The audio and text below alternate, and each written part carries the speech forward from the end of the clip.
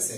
আর এখন থেকে আমরা যে ক্লাসগুলো করব, কারণ আমরা ধারণা করে নিতে পারি যে আমাদের গুচ্ছ পরীক্ষা হবে ডিসেম্বরে, এর আগে হয়তো সম্ভাবনা খুবই কম ডিসেম্বরে। সুতরাং আমরা অগাস্ট, সেপ্টেম্বর, অক্টোবর, নভেম্বর মাঝখানে 4টা মাস পুরো সময় পাইতেছি। এইখানে আপনারা যে যে গ্রুপেই থাকেন, সে আপনি মানবিক শাখায় থাকেন অথবা বাণিজ্য শাখায় থাকেন, সব গ্রুপ থেকে আপনি যদি নিয়মিত এখন যে ক্লাসগুলো হবে এবং এক্সামগুলো হবে, এগুলো যদি আপনি অংশগ্রহণ করেন, অবশ্যই আপনি 20টা বিশ্ববিদ্যালয়ের কোনো না কোনো ইউনিভার্সিটিতে অবশ্যই একটা সিট পাবেন ইনশাল্লাহ। তো আমরা যখন ইংরেজিটা শুরু করব, ইংরেজিটা শুরু করার আগে দেখেন আমরা ইংরেজিটাকে 3টা পার্ট করে নিতেছি। আচ্ছা, প্রথম পার্টটার নাম হলো ইনফরমেশন।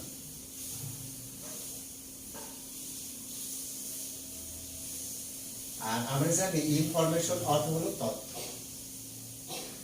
আচ্ছা, আর দ্বিতীয় পার্টটার নাম হলো ভোকাবুলারি। আর অবশ্যই আমাদের যে ভোকাবুলারি অর্থ জানি আমরা শব্দ ভান্ডার। শব্দ ভান্ডার। আর এটা হবে টেক্সুয়াল। টেক্সুয়াল মানে হলো এটা আপনাদের বই থেকে আসবে, আমরা ভোকাবুলারি নিয়ে আলোচনা করব। এরপরে আমরা আলোচনা করব হলো বেসিক গ্রামার। অর্থাৎ আপনাদের যে মূল সিলেবাসটা আছে, এই সিলেবাসটা আমরা এই 3টা আইটেম আমরা প্রত্যেকটা ক্লাসের ভিতরে রাখবো। আপনাদের মূল সিলেবাসটা আমরা এই 3টা আইটেমের মধ্যে পর্যায়ক্রমে বর্ণনা করে শেষ করে দেব ইনশাআল্লাহ। তো এই ক্ষেত্রে প্রথমে আমি চলে যাইতেছি ইনফরমেশন। ইনফরমেশন গুলো কি? তথ্য। হ্যাঁ, তথ্যগুলো আমাদের কোথায় আছে? তথ্যগুলো আছে আমাদের বইয়ে। আচ্ছা, আপনাদের কাছে ইংরেজি ফার্স্ট পেপার মূল বইটা আছে? Hello everyone. হ্যাঁ, ইংরেজি ফার্স্ট পেপার মূল বইটা যদি থাকে, ঠিক আছে, তাহলে আপনার বইটা আপনি খুঁজে হাতে নেন, ইংরেজি ফার্স্ট পেপার মূল বই।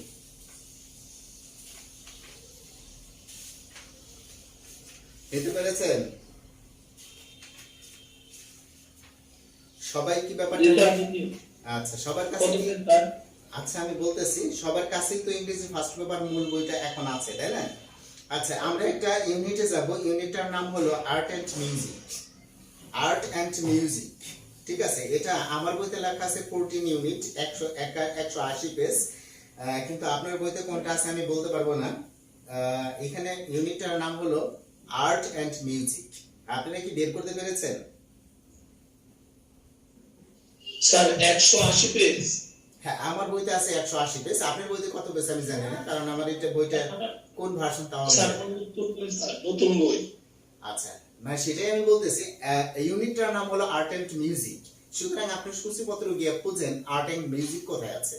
হ্যাঁ, সরাসরি ফার্স্ট লেসনে চলে যান, আর্ট এন্ড মিউজিক যে জায়গা আছে। বুঝতে পারছেন কিভাবে বের করবেন?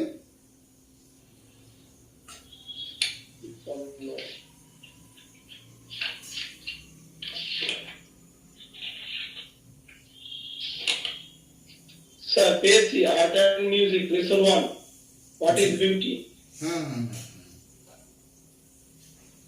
আচ্ছা, নতুন বই জি, নতুন বই পেজ। আচ্ছা, দেখেন এখানে আছে হোয়াট ইজ বিউটি। অর্থ হলো বিউটি কি, তাই তো? হোয়াট ইজ বিউটি শব্দের অর্থ হলো বিউটি কি। এখানে আমরা লক্ষ্য করতেছি যে আমাদের পরবর্তী পেজে 2টা কবিতা আছে। একটা কবিতা হলো she walks in beauty by Lord Byron, আর একটা কবিতা আছে I write for beauty by Emily Dickinson. 2টা কবিতা আছে, আমরা লক্ষ্য করছি। এখন এই 2জন কবি সম্পর্কে আমরা কিছু তথ্য জানবো। লর্ড বাইরন, হ্যাঁ, প্রথমে আমরা দেখব এখানে যে আমাদের হোয়াট ইজ বিউটি এই অংশটার মধ্যে যে 3টা প্যারা আছে, 3টা প্যারার মধ্যে আমরা একটু নক করব। নক করলেই কিন্তু আমরা এই বিষয়গুলো পেয়ে যাব। তবে লাস্ট প্যারার মধ্যে আমরা একটু ভালোভাবে যাব। পোয়েট্রি শব্দের অর্থ হলো কাব্য। In very every language celebrates beauty and truth, so does art. Here are 2 poems from 2 difficult items that present some enduring ideas about beauty and truth. মানে আমাদের কিচ্ছু বুঝতে হবে না, আমাদের সাথে একটু শুধুমাত্র আপনি দেখে যান, জাস্ট একটু আমি যে আপনাদের। হ্যাঁ, বলে। স্যার আমি লেখা বুঝছি না স্যার। লাইনটা খুঁজে পাচ্ছেন না? লাস্ট প্যারা দেখেন, হোয়াট ইজ বিউটির এর তিনটা প্যারা আছে। প্রথম প্যারাটা হলো বিউটি ইজ ইজি, দ্বিতীয় প্যারাটা হলো পোয়েটস এন্ড আর্টিস্ট, তৃতীয় প্যারাটা হলো poetry in language, in every language. আপনি পাইছেন? হ্যাঁ স্যার, পাইছি স্যার। হ্যাঁ, আমি এই তৃতীয় প্যারাটা পড়তেছি, কোনো অর্থ করতেছি না, কিছুই না, জাস্ট পড়তেছি। Poetry in every language celebrates beauty and truth, so does art. Here are two poems from different items that present some enduring ideas about beauty and truth. The poems are শব্দের অর্থ কবি, Lord Byron. আচ্ছা, এখন দেখেন আমরা Lord Byron সম্পর্কে একটু জানতেছি। দেখেন, কবির নাম, হ্যাঁ এইগুলা কিন্তু আপনারা লিখে নেবেন। কবির নাম, ঠিক আছে? আর কবির নাম কি? Lord Byron. লর্ড বাইরন, দেখছেন? কবির নাম লর্ড বাইরন। আচ্ছা আচ্ছা, উনি কি কবি? এখানে আমরা কয়েকটা বাক্য লিখব। দেখেন, Lord Byron is an American poet, নাকি ইংল্যান্ড poet?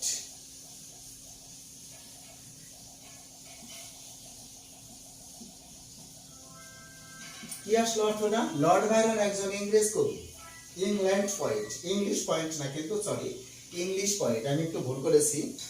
ইংলিশ পয়েন্ট হবে, ইংল্যান্ড না, ইংলিশ poet। এটি কিন্তু আমরা সবাই বুঝতেছি, লর্ড বাইরন একজন ইংরেজ কবি। আচ্ছা, সহজ, এটা কমন বিষয়টা। নাম্বার 2, আচ্ছা আচ্ছা, হি বলতে আমি লর্ড বাইরনকে বুঝাইতেছি, he is a romantic poet.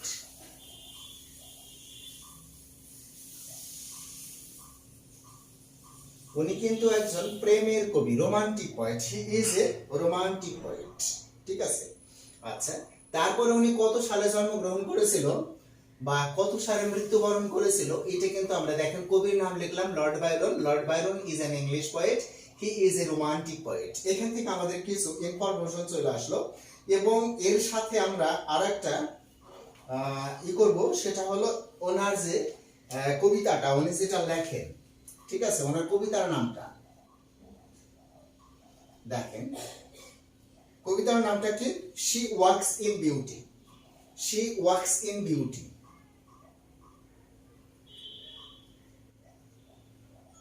She walks in beauty. She walks in beauty, এটা কিন্তু একটা কবিতার নাম, শি ওয়াক্স ইন বিউটি, ঠিক আছে? Written by,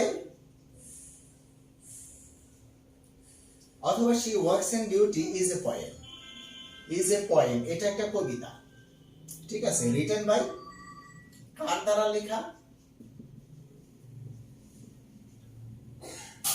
Lord Byron.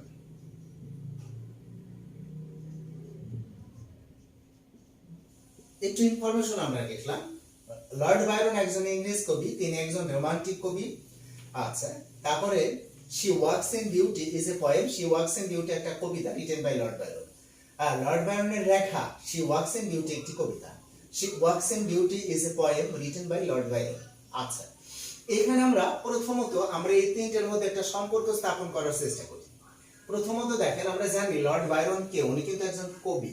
ফার্স্টে উনি হলো একজন কবি, তারপরে উনি কোন জায়গার কবি? ইংরেজ কবি। আচ্ছা, উনি ইংরেজ কবি কেন?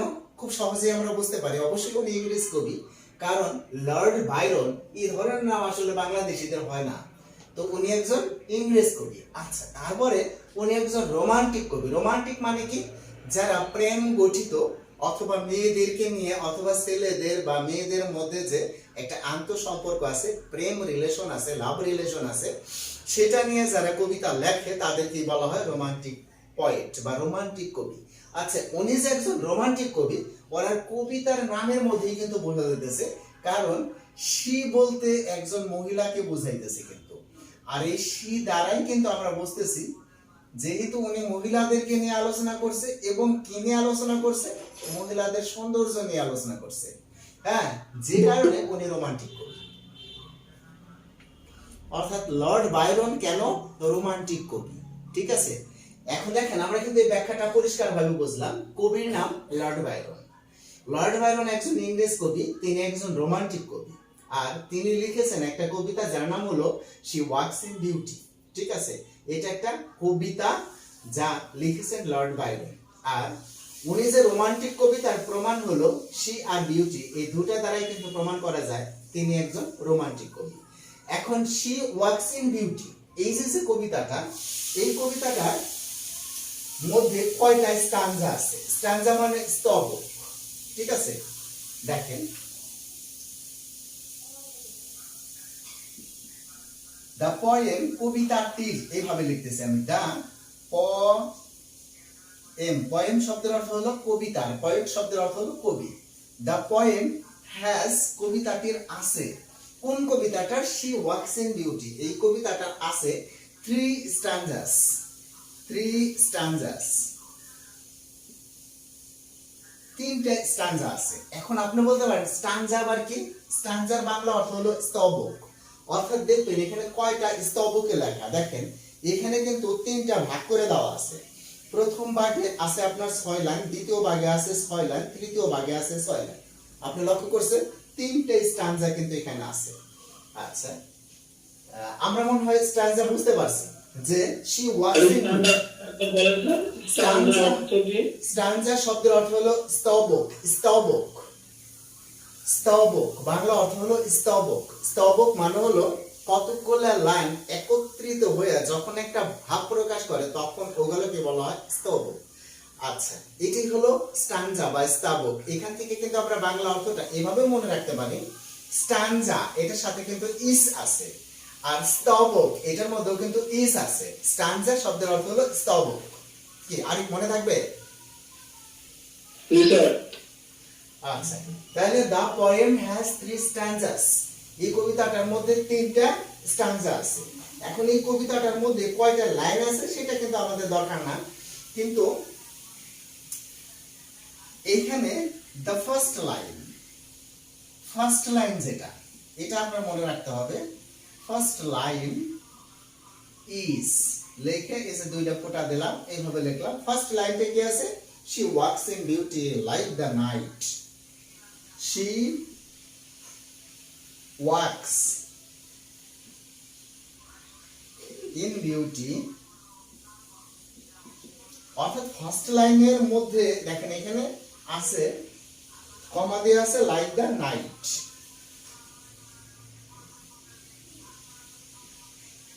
প্রথম লাইনটা উঠাইলাম, এটা তো আপনার বইতেও আছে, না দেখতে পারলেও কিন্তু সমস্যা নাই, কারণ এটা কিন্তু আপনার বইয়েও আছে, ঠিক আছে। প্রথম লাইনটা she walks in beauty like the night, অর্থাৎ সে রাতে, দেখেন সে সৌন্দর্যের মধ্যে হাঁটে, লাইক দ্য নাইট, রাতের মতো, রাতের মতো, অর্থাৎ রাতের মধ্যেও উনি কিন্তু একটা সৌন্দর্য খুঁজে পাইতেছে, রাতটাকে উনি নারী হিসেবে কল্পনা করতেছে। তাহলে দ্য ফার্স্ট লাইন ইজ, কারণ আমাদের কবিতার নামটাই কিন্তু শি ওয়াকস ইন বিউটি, তো এখানে ফার্স্ট লাইনও কিন্তু she walks in beauty like the night, এটা হলো ফার্স্ট লাইন। আচ্ছা, এখন যদি আমরা বলি last line, the last line is, last line কি আমরা কিন্তু দেখতেছি, a heart whose love is innocent, a heart, heart মানে হৃদয়, এ হার্ট, এখানে হার্ট বলতে কিন্তু কোনো ব্যক্তিকে বোঝাইতেছে, হুইজ লাভ, এ হার্ট হুইজ লাভ, যার ভালোবাসা, ইজ ইনোসেন্ট, ইনোসেন্ট শব্দের অর্থ হলো নিষ্পাপ। এই দেখেন একটা আশ্চর্যবোধক চিহ্ন দিয়ে দিয়েছে, লাস্টে একটা আশ্চর্যবোধক চিহ্ন দিয়েছে, এ হার্ট একটি হৃদয়, এ হার্ট অর্থ হলো একটি হৃদয়। দেখেন আমরা কিন্তু বুঝতেছি এ হার্ট শব্দের অর্থ একটি হৃদয়, হুস শব্দের অর্থ যার, লাভ শব্দের অর্থ ভালোবাসা, যার ভালোবাসা নিষ্পাপ। দেখেন প্রথম লাইনটা ছিল she walks in beauty like the night, a heart whose love is innocent। আচ্ছা, এই যে দেখেন এই কবিতাটা সম্পর্কে আমাদের আপাতত মানে কবিতা সম্পর্কে আপাতত যা পড়া দরকার, আমরা ভোকাবুলারির মধ্যে যাইতেছি না, ভোকাবুলারির মধ্যে পড়ে যাব। এই পুরোটাই কিন্তু ইনফরমেশন। আপনি দেখেন কিভাবে এটা ইনফরমেশন, হ্যাঁ ইনফরমেশন মানে তথ্য। লর্ড বাইরন উনি একজন কবি, উনি একজন ইংলিশ কবি, উনি একজন রোমান্টিক কবি। উনি একটা কবিতা লিখেছেন, সেই কবিতাটা আমাদের পাঠ্য বইয়ে আছে, she walks in beauty. Lord Byron এই কবিতাটা লিখেছেন। এই কবিতাটার 3টা স্ট্যান্জা আছে, এই কবিতাটার 3টা লাইন আছে, মানে সরি প্রথম যে লাইনটা she walks in beauty like the night, আর লাস্ট লাইন হলো আপনার a heart whose love is innocent. এই যে আমরা এখান থেকে 6টা ইনফরমেশন পড়লাম, এইখান থেকে প্রশ্নগুলো কিরকম হতে পারে, এইখান থেকে আপনাদের প্রশ্নগুলো কেমন হবে দেখেন। লর্ড বাইরন ইজ এ অবলিট অ্যান্ড ড্যাশ পয়েট। ঠিক আছে, আপনারা কি এগুলা সব লিখে ফেলেছেন? গুচ্ছের জন্য আলাদা একটা খাতা তৈরি করবেন, চমৎকার ভাবে খাতা তৈরি করবেন। অর্থাৎ আমি যা দিতেছি, এই যে অলরেডি আমি যা দিয়েছি, মনে করেন যে প্রশ্নগুলো আছে তার মধ্যে থেকে এখানে ইনফরমেটিভ অংশে একটা প্রশ্ন কমন করে যাওয়ার সম্ভাবনা অনেক বেশি, কারণ এই কবিতাটা খুব বেশি আসে ভার্সিটি এক্সামে। সো এটা কিন্তু ইম্পর্টেন্ট। তাই দেখেন যদি লেখা থাকেন তাহলে আমি এখান থেকে আপনাদের কিছু কোশ্চেন করব, যে কোশ্চেনের আলোকে আপনারা কোশ্চেন করবেন। বুঝলাম আমি? হ্যাঁ, মুছে ফেললাম। আচ্ছা,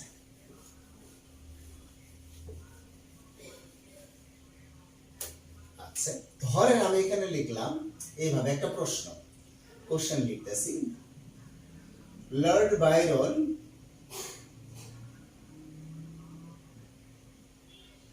is a oblique and dash point। আচ্ছা, এখন এই জায়গায় আমি লিখলাম এ নাম্বার, আচ্ছা লিখলাম বেঙ্গলি পয়েন্ট, আচ্ছা বি নাম্বারে লিখলাম ইংলিশ পয়েন্ট,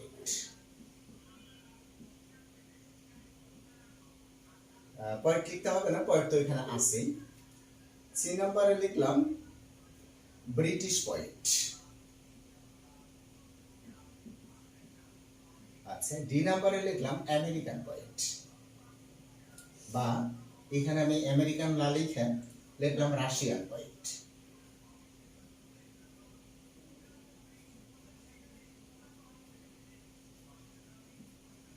আচ্ছা এখন কিন্তু আপনি বুঝতে পারতেছেন এখানে কোনটা হবে, আর এই প্রশ্ন করার ধরন কি বুঝছেন? হাবিব আপনি বুঝছেন প্রশ্ন করার ধরন? আলামিন? আচ্ছা, তার মানে এখান থেকে আমি যে প্রশ্ন করার ধরনটা করলাম, এইভাবে কিন্তু আপনাদের এমন প্রশ্ন আসবে, Lord Byron is a dash poet, romantic poet, মানে ইংলিশ পয়েট, রোমান্টিক পয়েট, এরকম কিন্তু আমাদের অপশনে রোমান্টিক পয়েট বা আরো 4টা আপনি দিয়ে, আরো মনে করেন যে কয়েকটা আপনি ইচ্ছা মতো দিয়ে দেবেন যা ইচ্ছা তাই। ঠিক আছে, আবার ধরেন এইভাবে she walks in beauty is written by dash দিয়ে 4জন কবির নাম লিখে দিলেন। প্রথমটা দিলেন দেখেন, she walks in beauty is written by dash. কি কথাটা কি বুঝতেছেন? She walks in beauty is written by dash.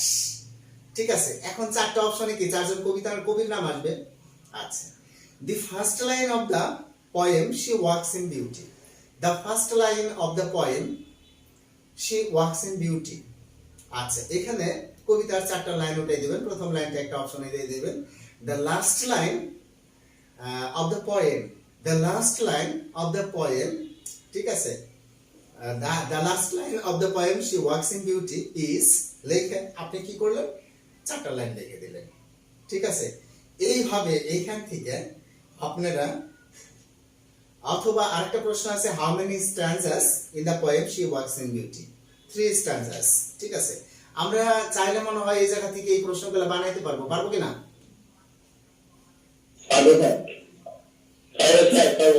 আচ্ছা দেখেন আমরা অলরেডি লর্ড বাইরন সম্পর্কে কিন্তু বেশ কিছু তথ্য জানলাম, এবং লর্ড বাইরন যে শি ওয়ার্কস ইন বিউটি এটা লিখছে, শি ওয়ার্কস ইন বিউটি এইটা যে লর্ড বাইরন লিখছে সেটা কিন্তু আমরা অনেকটাই পরিষ্কার হয়ে গেছি। ঠিক আছে, এবং আমাদের এটা মনে হয় না আর খুব ভুল হবে, ভুল হওয়ার সম্ভাবনা কি আছে? না স্যার, না স্যার।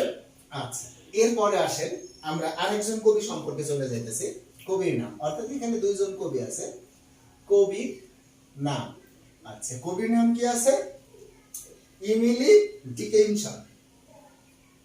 দেখেন, ইমিলি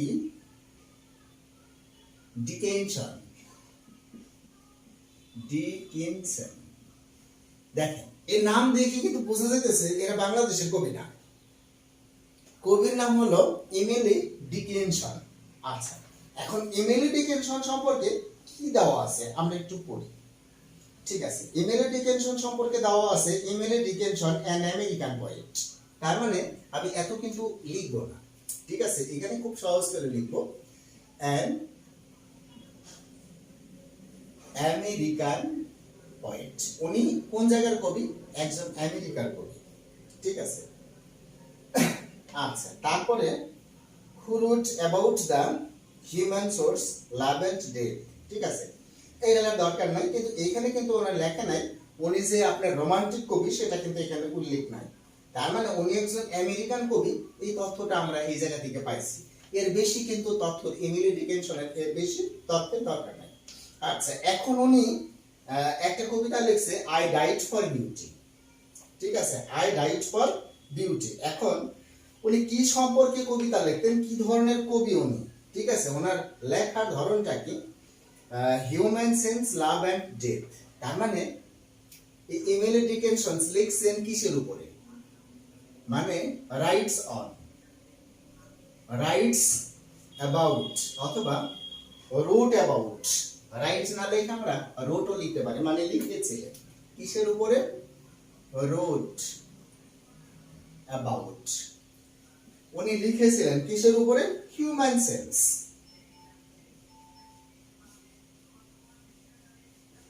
হিউম্যান সেন্স, অর্থাৎ মানব প্রকৃতি। এই যে মানুষের, হ্যাঁ বলেন। স্যার লেখাগুলো একটু বড় বড় করেন স্যার। লেখাগুলো আর একটু বড় বড় করব? হ্যাঁ স্যার। আচ্ছা আচ্ছা, ঠিক আছে, লিখতেছি। হি রোট দা হিউম্যান সেন্স। হিউম্যান সেন্স শব্দের অর্থ কি? হিউম্যান মানে মানব, আর সেন্স শব্দের অর্থ হলো প্রকৃতি বা দৃশ্য। S C E N C, scene, scene, এখানে সিন, সেন্স না scene, S C E N E, S C E N E, scene. Scene শব্দের অর্থ হলো দৃশ্য, মানে মানুষের যে দৃশ্যগুলো, অর্থাৎ মনে করেন যে এইখানে উনি আসলে কোন ধরনের কবি বোঝা যাইতেছে যে মানুষের দৃশ্য মানে কি, আসলে মানুষ কিভাবে জন্মগ্রহণ করলো, কিভাবে বড় হইলো, কিভাবে মারা গেল, এই সমস্ত বিষয়গুলো নিয়ে উনি লিখতেন। অর্থাৎ উনি কিন্তু মনে করেন যে রোমান্টিক কবি, তা কিন্তু এখানে বলা নাই। আরো কি লিখতেন? হ্যাঁ, লাভ নিয়ে উনি লিখতেন, ভালোবাসা নিয়ে লিখতেন, এবং কি নিয়ে লিখতেন? অ্যান্ড ডেথ, ডেথ নিয়ে উনি কবিতা লিখতেন। Death important, very important. Death, উনি কিসের উপরে কবিতা লিখতেন? যে মানুষের দৃশ্য, ভালোবাসা, অর্থাৎ মোট কথা মানুষের জীবন নিয়ে উনি কবিতা লিখতেন। সবচেয়ে বড় কথা হলো উনি ডেথ নিয়ে বেশি কবিতা লিখতেন। ডেথ। আচ্ছা, তাহলে কেরা ডেথ নিয়ে বেশি কবিতা লিখতেন? Emily Dickinson. কিভাবে আমরা মনে রাখবো যে ইমিলি ডিকেনসন কে ডেথ নিয়ে বেশি কবিতা লিখতেন? এখানে ডেথটা মনে রাখতে হবে। হ্যাঁ, ডিকেনসনের দেখেন আপনি একটা রিলেশন তৈরি করা যায়। ডিকেনসনের শুরুতে ডি আছে, আর ডেথের শুরুতে ডি আছে। এর থেকে আমরা মনে রাখতে পারি ইমিলি ডিকেনসন সাধারণত ডেথ নিয়ে বেশি কবিতা লিখতেন, অর্থাৎ মৃত্যু নিয়ে বেশি কবিতা লিখতেন। শুধুই মৃত্যু না, মৃত্যুকে উনি সৌন্দর্যে ফুটিয়ে তুলতেন, মৃত্যুকে উনি ভালোবাসতেন, এই সমস্ত বিষয়গুলো ফুটিয়ে তুলতেন। তবে ডেথ শব্দটা মনে থাকলে ইমিলি ডিকেনসনের কবিতাগুলো খুব সহজে চেনা যাবে। আচ্ছা, এখানে দেখেন ইমিলি ডিকেনসন যে কবিতাটা লিখেছেন, আই ডাইড ফর বিউটি, এইটা একটা কবিতার নাম। দেখেন, আই ডাইড ফর বিউটি, দেখেন এই যে একটা কবিতা আছে, আই ডাইড ফর বিউটি, একটা কবিতা। এইটা যে ইমিলি ডিকেনসনের কবিতা দেখেই বোঝা যাচ্ছে, এই যে দেখেন ডাইট মানে ডেথ মানে ডিকেনসন, একটা রিলেশন আছে কিন্তু, যে আই ডাইড ফর বিউটি কবিতাটা কার লেখা? ইমিলি ডিকেনসনের। আমার মনে হয় মনে থাকবে, তাই না আরিফ? জি স্যার, এবার টেকনিক করলে মনে থাকবে। ইজ এ পোয়েম, আচ্ছা, রিটেন বাই কার? Written by Emily Dickinson.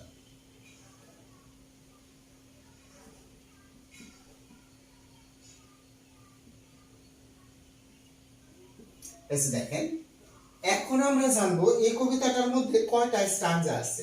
আমরা কিন্তু লক্ষ্য করতেছি এই কবিতাটার মধ্যে 3টা স্ট্যানজা আছে, তবে এখানে স্ট্যানজার কথা কিন্তু ওইভাবে উল্লেখ নাই।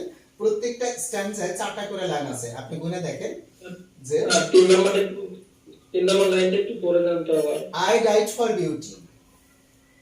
I died for beauty is a poem. I died for beauty এটা একটা কবিতা, written by Emily Dickinson. I died for beauty is a poem, written by Emily Dickinson. অর্থাৎ I died for beauty একটা কবিতা, written by Emily Dickinson, যেটা লিখছেন হলো Emily Dickinson। এখন কি বুঝছেন?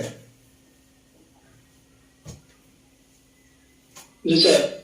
আচ্ছা, যাই হোক, এখন আমরা দেখব হলো এই কবিতাটার মধ্যে কয়টা স্ট্যানজা আছে। আপনারা কি খেয়াল করছেন? 3টা স্ট্যানজা আছে, প্রত্যেকটা স্ট্যানজায় 4টা করে লাইন আছে, মানে 3টা স্তবক আছে। অর্থাৎ আপনি দেখেন I died for beauty but ওয়াজ স্কার্স, এই যে একটা স্ট্যানজা শুরু হয়েছে, আর দ্বিতীয় স্ট্যানজা শুরু হয়েছে হলো he questioned softly why I failed, he questioned softly why I failed, ঠিক আছে।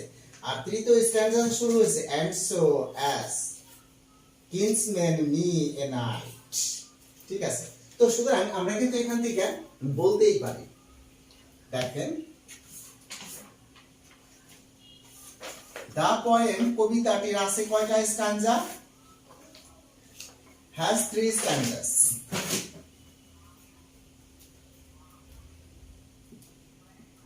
কবিতাটার 3টা স্ট্যানজা আছে।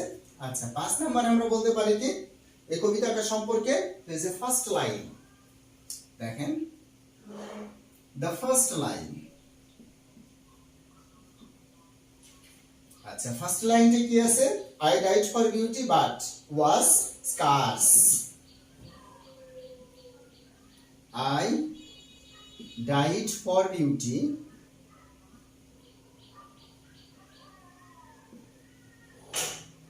comma but was scarce.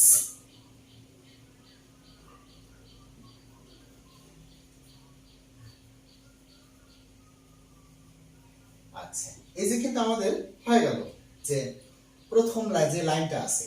আচ্ছা, এরপরে আমরা যাইতেছি 6 নম্বরে last line, the last line. Last লাইনটা আমাদের কি আছে? আমরা একদম কবিতার শেষে চলে যাই, আছে হলো and covered up our names, এই যে ভাবে আছে and covered up our names, বাস। আচ্ছা, তাহলে এই কবিতাটার মধ্যে থেকে আমরা কি ইনফরমেশন জানলাম? ফার্স্ট, এমিলি ডিকেনসন একজন কবি, উনি একজন আমেরিকান কবি, তিনি হিউম্যান সেন্স, লাভ এবং ডেথের উপরে কবিতা লেখে। আই ডাইড ফর বিউটি এটা এমিলি ডিকেনসনের লেখা একটা কবিতা। এই কবিতায় 3টা স্ট্যানজা আছে, আর এই কবিতাটার প্রথম line I died for beauty but was স্কার্স, last লাইনটা হলো and covered up our names। কি আমরা কি সবাই বুঝতে পারছি? জি স্যার। আচ্ছা, এই আমাদের ইনফরমেশন গুলা কিন্তু খুব ভালো করে বুঝতে হবে। আপনি এখন একটু 3 নাম্বার পেজে আসেন, মানে পরের পেজে আসেন, দেখেন 2 নম্বরে লেখা আছে Byron's poem about a woman exceptional beauty which reflects her inner goodness and grace। এমনি কিন্তু বোঝা যাচ্ছে Byron's poem is about a woman's, অর্থাৎ এখানে কিন্তু একজন মহিলা সম্পর্কে লেখা হয়েছে। আচ্ছা, তারপরে 3 নম্বরে লেখছে it imaginary does Byron associate with the woman, আচ্ছা, was Byron writing about his love for the young woman or simply celebrating her beauty? কিচ্ছু বুঝুন লাগবে না, খালি শুনে যান। That what impression of beauty do you get from your reading the poem She Walks in Beauty? Dickinson's poem expresses a optimism for the afterlife. So how it is done in the last two stanzas of the poem? Stanza মানে আমরা কি স্তবক পড়ছি আগে, দেখেন। Describe the uneasy feelings created by death and the speaker's position inside a tomb. I write for the beauty is ultimately comforting discuss. I write for beauty has a regular above এটা হলো rhyme sim. Can you remember any poem that you have with a similar rhyme sim? Write four lines of the poems in your notebook. I write for beauty. The man who died for truth says that truth and beauty are the same. Do you agree? Why? দেখেন এখানে নিচে কতগুলো শব্দ দেওয়া আছে, এগুলো আমরা পরে পড়ব। জাস্ট একটু পড়লাম এই জন্যই যে আপনাকে বিষয়টা জানানোর জন্য, একটু খেয়াল করেন। এখানে যে আপনার প্রেক্ষাপট আছে কিন্তু, যেমন লর্ড ভাইরন যে কবিতাটা লিখছে শি ওয়াকস ইন বিউটি, এটি কিন্তু ওনার কবিতার নাম শি ওয়াকস ইন বিউটি। এই কবিতাটা যেমন লিখছে এর একটা প্রেক্ষাপট আছে। প্রেক্ষাপটটা হলো, দেখেন এই প্রেক্ষাপটটা আপনার জানা না থাকলেও হয়, তবে জানা থাকলে একটু বেশি ভালো হয়। অর্থাৎ উনি ওনার বড় ভাইয়ের বাড়িতে বেড়াতে গিয়েছিলেন। এখন বড় ভাইয়ের যে বউ, যে ওয়াইফ, তিনি যথেষ্ট সুন্দরী, মানে যা ভাষায় বর্ণনা করা যায় না, ঠিক আছে। কবির খুব শখ ছিল ওনাকে একটু ছুঁয়ে দেখার, তাই ওই দিনকে রাত্রে ডিনার পার্টিতে একটা পার্টি হয়, পার্টির মধ্যে ওনারা ডান্স করে। ডান্স করার সময় ওই ওনার ভাবি মানে বড় ভাইয়ের বউ ওনার হাত ধরে ডান্স করে। তো এই দৃশ্যটা, এই রাত্রের এই দৃশ্যটা উনি ওনার মনের কল্পনায়, গভীর ভাবনায় অনেক সুন্দরভাবে ভাইবে ওই মহিলাটাকে নিয়ে এই কবিতাটা লেখে she walks in beauty. She walks in beauty অর্থাৎ সে লাইক দ্য নাইট, রাত্রির মতো। অর্থাৎ উনি তার কাব্য মহিমায় সুন্দরভাবে ঘটনাটা সাজিয়ে তোলেন। এই জন্য বোঝা যেতেছে উনি কিন্তু একজন রোমান্টিক কবি। আচ্ছা, আমরা আজকে কবিতা সম্পর্কে যতটুকু জানলাম, মানে এখানে আমি যে দুইটা কবিতা সম্পর্কে যে ইনফরমেশন দিয়েছি, 6টা করে ইনফরমেশন দিয়েছি। প্রথম কবিতায় কবির নামটা দিয়ে দিয়েছি, দ্বিতীয় কবিতাও কবির নামটা দিয়ে দিয়েছি এবং 6টা করে ইনফরমেশন দিয়ে দিয়েছি। এর উপরে, ঠিক আছে, আপনারা 5টা প্রশ্ন তৈরি করতে পারবেন না আপনার ইচ্ছা মতো?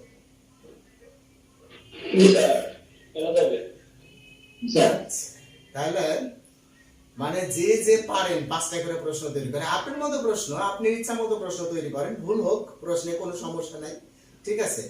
ওই 5টা প্রশ্ন আপনারা মনে করবেন যে আপনার কাউন্সিলিং যে জিনিসটা, অর্থাৎ পড়াশোনার মধ্যে কিন্তু একটা কাউন্সিলিং আছে। কাউন্সিলিং বলতে বোঝায় হলো যে আপনি যে 5টা প্রশ্ন তৈরি করলেন হুবহু আলামিনের সাথে ওই 5টা প্রশ্ন কিন্তু আপনার নাও মিলতে পারে, ঠিক আছে। আবার ধরেন এখানে আরবিনার সাথে আপনার ওই 5টা প্রশ্ন নাও মিলতে পারে, ঠিক আছে। আপনি আপনার 5টা প্রশ্ন তৈরি করে সাবমিট করেন। সাবমিট করেন কোথায়? গ্রুপে সাবমিট করার পরে, ঠিক আছে, তারা কি করুক, মানে অন্যরা যা আছে যে সাবমিট করলো অন্যরা ওই প্রশ্নগুলোর উত্তর দেবে কোনটা হবে। আচ্ছা, আপনি যেটা করছেন সেটা প্রশ্ন উত্তর দিতেছে অন্যরা, ঠিক আছে। অন্যরা যেটা করলো সেটার উত্তর দিবেন আপনি। এভাবে যদি আপনারা এর উপরে কাউন্সিলিং করেন ডেইলি, বুঝছেন, তাহলে দেখবেন এগুলো কিচ্ছু থাকবে না। ব্যাপারটা ইন্টারেস্টিং না? যদি করেন,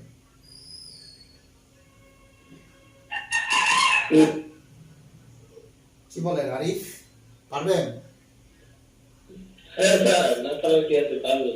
বেশি না, খুব অল্প প্রশ্নের মাধ্যমে, বুঝছেন, কাউন্সিলিং গুলো কিন্তু খুব ভালোভাবে করবেন। আজকে আমরা যা পড়লাম পুরাটাই কিন্তু এইখানে যেটা পড়লাম সেটা হলো ইনফরমেশন। এই প্রথম পার্টটা শেষ করলাম। আচ্ছা, মুছে ফেললাম। এরপরে আমরা যাব ভোকাবুলারি,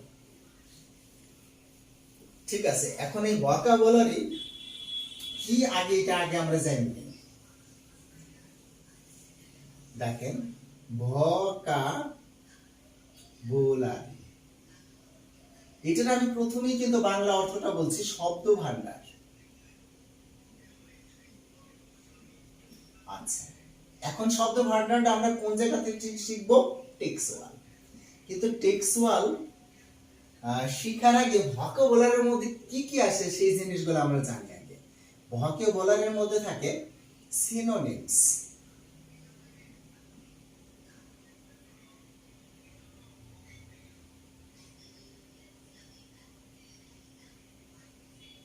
আচ্ছা প্রথমে আমরা জেনে নেব সিনোনিমস অর্থ কি। আসলে সমার্থক শব্দ। সিনোনিমস শব্দের অর্থ হলো সমার্থক শব্দ। হ্যাঁ, এই সিনোনিমস এই শব্দটা হুবহু থাকতে পারে, অথবা থাকতে পারে মিনস,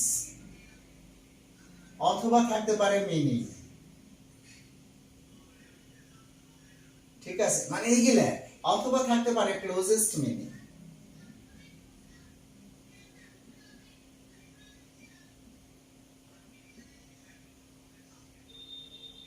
অথবা থাকতে পারে একটা শব্দ লেখা ইস, এত ইস। ঠিক আছে, তার মানে এর যে কোনোটাই থাক, synonyms, means, meaning, closest meaning, অথবা যদি থাকে not antonym. Not antonym, antonym শব্দের অর্থ কি? বিপরীত শব্দ।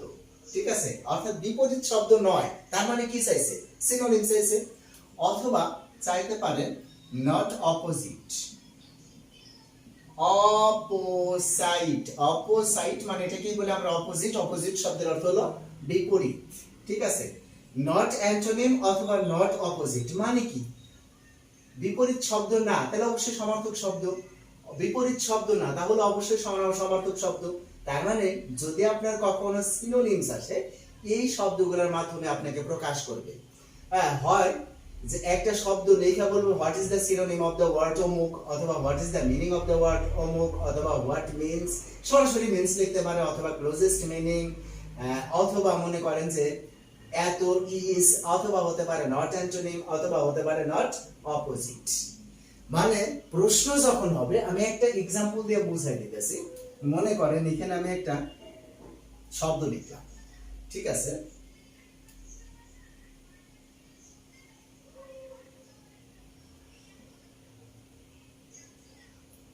লিখলাম এভাবে, which one is not the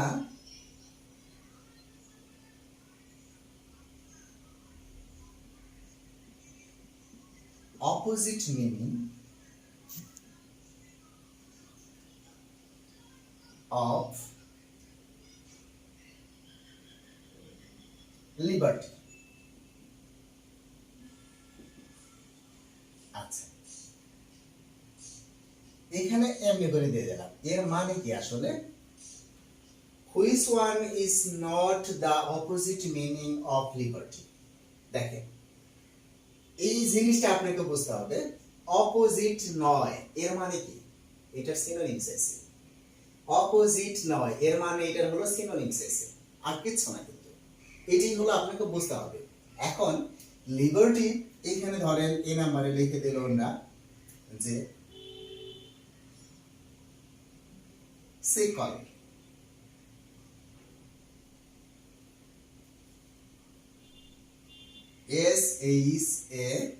SHACKLE, সিকল। আচ্ছা, বি নাম্বারে ধরেন লিখে দিল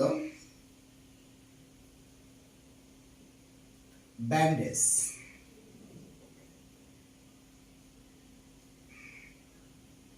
আচ্ছা, সি নাম্বারে লিখে দিল ধরেন ইমানসিপেশন।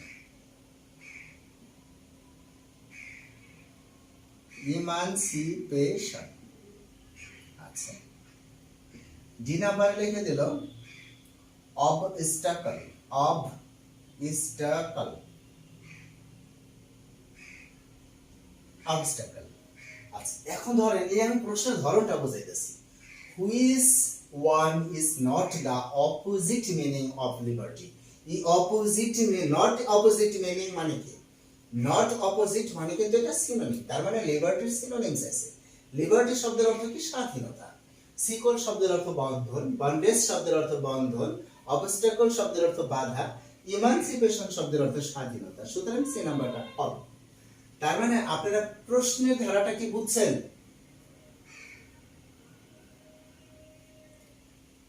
মানে বুঝতে পারছি স্যার, মানে আপনাদের বুঝতে পারছি। তবে লিবার্টির অর্থ যদি না জানে স্যার, আর হচ্ছে এই স্বাধীনতার অংশ যদি না জানে, তাহলে তো এটা পারবো না। অবশ্যই পারবেন না। আর এই কারণে আমি কিন্তু আগেই বলছিলাম, ঈদের আগে একটা ক্লাসে বলছিলাম, আমরা যখন যেটা পড়তেছি সেটা মাথায় রাখবো, ফিউচার চিন্তা করলেই ধরা, চিন্তা করাই যাবে না। আমি কিন্তু এখন আপনাদেরকে কি শিখাচ্ছি খেয়াল করেন, শিখাইতেছি আপনি প্রশ্নটা বুঝতেছেন কিনা। ঠিক আছে, আমি কোনো অর্থের ধারই ধারতেছি না। আপনি যদি প্রশ্নটা বুঝেন তাহলে ওই লিবার্টি শব্দটা কোন জায়গায় আছে, সেকুল শব্দটা কোন জায়গায় আছে, ব্যান্ডেজ শব্দটা কোন জায়গায় আছে, ইমানসিপেশন শব্দটা কোথায় আছে, অবস্টাকল শব্দটা কোথায় আছে, এই শব্দ তালিকা সহ আমি আপনাকে লিখে দেব, লিখে দিয়ে মুখস্থ দেব। কথাটা বুঝছেন? আপনি পড়ে নেবেন, হয়ে যাবে। কি আমার কথাটা বুঝতেছেন? কারণ আপনাদের গুচ্ছতে যেটা আসবে সেটা হলো টেক্সুয়াল, কোনো সমস্যা নেই, কমন পড়ে যাবে। কিন্তু আপনি যদি কমন পড়লো, প্রশ্নটা যদি না বুঝেন বিপদে হয়ে যাবেন। কিন্তু আগে আপনাকে প্রশ্নটা বুঝতে হবে যে অপোজিট মিনিং মানে কি, সিনোনিম। অপোজিট মিনিং মানে কি না, নট অপোজিট মিনিং মানে হলো সিনোনিম। কিন্তু অপোজিট মিনিং যদি হইতো শুধু, তাহলে কিন্তু এটা অ্যান্টোনিম। কি আরেক কথাটা কি বুঝছি আমি যা বুঝাইতে চাইতেছি? জি স্যার। কিন্তু আপনার চিন্তাটা কিন্তু অন্য জায়গায় চলে গেছে। সেকল, ব্যান্ডেজ, ইমানসিপেশন, অবস্টাকল, লিবার্টি একটা অর্থ তো জানেন না, চিন্তাটা এই জায়গায় চলে গেছে না? জি স্যার। হ্যাঁ, ওই জায়গা থেকে চিন্তা ব্যাক করেন। কারণ আমি তো আপনাকে ওই জায়গা চিন্তা করতে বলতেছি না, আগে আপনি প্রশ্নটা চিনেন। প্রশ্নটা যদি চিনেন, আমি আপনাকে দেখাই দিতেছি কোন জায়গা থেকে কি আসে। একদম সিরিয়াল করে লিখে দেবো, নো প্রবলেম। কিন্তু ধৈর্য ধরুন লাগবে, কারণ এক ক্লাসে মাস আছে 4টায়, এক ক্লাসেই কিন্তু আমরা যারা আর্টসে আছি তারা ইংরেজিতে 35-এর মধ্যে 35, সেটা আমি দিতে পারবো না। আর যারা কমার্সে আছি তারা ইংরেজিতে 12-এর মধ্যে 12, আমি এক ক্লাসে কিন্তু এটা দিতে পারবো না। ঠিক আছে, এর জন্য ধারাবাহিক ভাবে আসতে হবে, একদম ধারাবাহিক ভাবে। যেদিন যতটুকু পড়ে আপনি যদি ততটুকু কমপ্লিট রাখেন, হ্যাঁ, কবার আপনি শুধুমাত্র চান্স না, টপ করবেন, টপ। একটু মনোযোগ দিয়ে পড়েন, কারণ এগুলো তো আমি আপনাদেরকে দেখাই দেবো। আগে আমি চিনাইতেছি ভোকাবুলারি কি, ভোকাবুলারির মধ্যে কি কি থাকে, জিনিসটা আমি বুঝাইতেছি। আচ্ছা, সবাই তো বেসিক স্যার। হ্যাঁ, একদম বেসিক। আচ্ছা, এরপরে আসেন ভোকাবুলারির মধ্যে আমাদের আরেকটা জিনিস থাকে, সেটা হলো অ্যান্টোনিম। এটা কিন্তু আমরা বুঝতে পারতেছি, অ্যান্টোনিম। ঠিক আছে, আচ্ছা, অ্যান্টোনিম মানে কি? বিপরীত শব্দ, তার মানে অপোজিট মিনিং।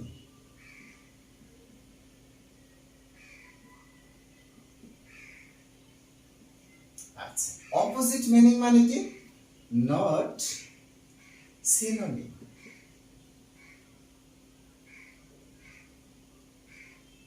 এটি কিন্তু সিনোনিম না, নট সিনোনিম। ঠিক আছে, তার মানে কি? আমরা এখানে আরো বলতে পারি নট ক্লোজেস্ট মিনিং।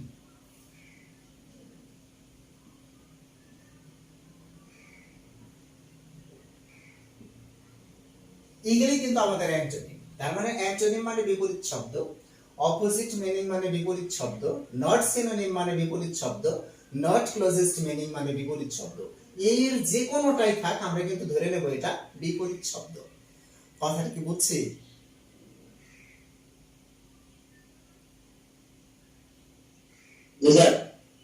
আচ্ছা, এই পর্যন্ত লিখে নিছেন আপনারা সবাই? এগুলো কিন্তু সব নোট ডাউন করে ফেলবেন, সব নোট ডাউন করে ফেলবেন, যাতে ইন ফিউচার এগুলো আপনি কাজে লাগাইতে পারেন, আমাকে দেখাইতে পারেন। লাস্ট কি লিখছেন? Not Not closest. closest, CLOSEST, closest, meaning MEANING, meaning, not closest meaning.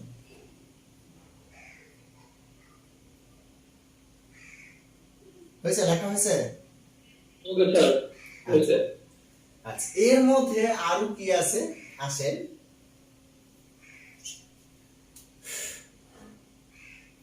Spelling. Spelling শব্দের অর্থ আমরা জানি হলো বানান,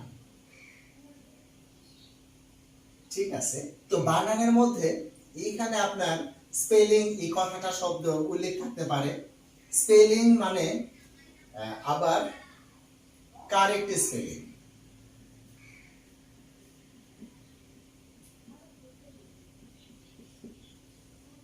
মানে কি সঠিক বানান।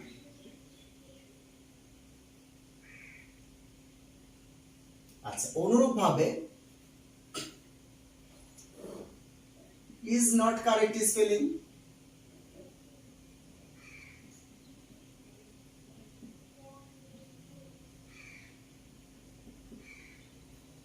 অর্থ হলো সঠিক বানান নয়।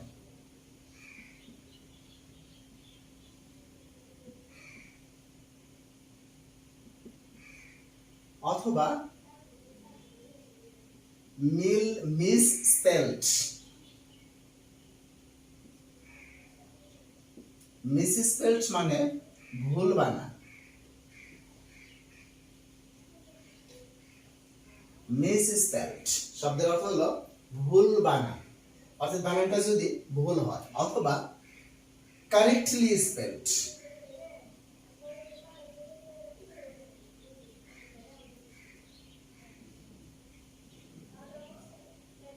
কারেক্টলি স্পেলড শব্দের অর্থ হলো সঠিক বানান। আমরা মনে হয় এগুলো বুঝতে পারবো। তো যদি আমাদের কখনো থাকে নট কারেক্টলি স্পেলড, তার মানে সঠিক বানান নয়। আর correct spelling, not correct spelling সঠিক বানান নয়, মিসস্পেলড ভুল বানান, ঠিক আছে। স্পেলড কারেক্টলি সঠিক বানান, অথবা কারেক্টলি স্পেলড সঠিক বানান, স্পেলিং বানান, কারেক্ট স্পেলিং সঠিক বানান। আমরা এই কয়টা শব্দের সাথে পরিচিত হলে বানান সম্পর্কে আমরা বুঝতে পারবো।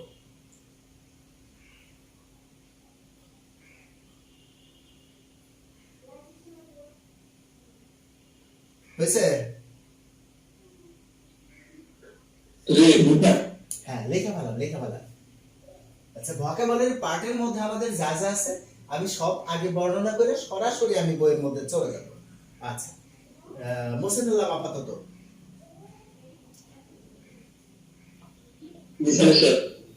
আচ্ছা, এখন আসেন 4 নাম্বার, সেটা হলো গ্রুপ ভার্বস। গ্রুপ ভার্বস অথবা আপনার ফ্রেজাল ভার্বস।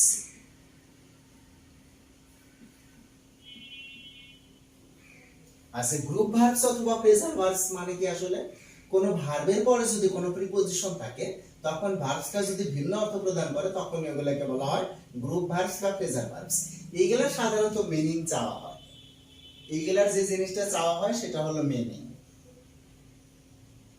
অথবা অপোজিট মিনিং।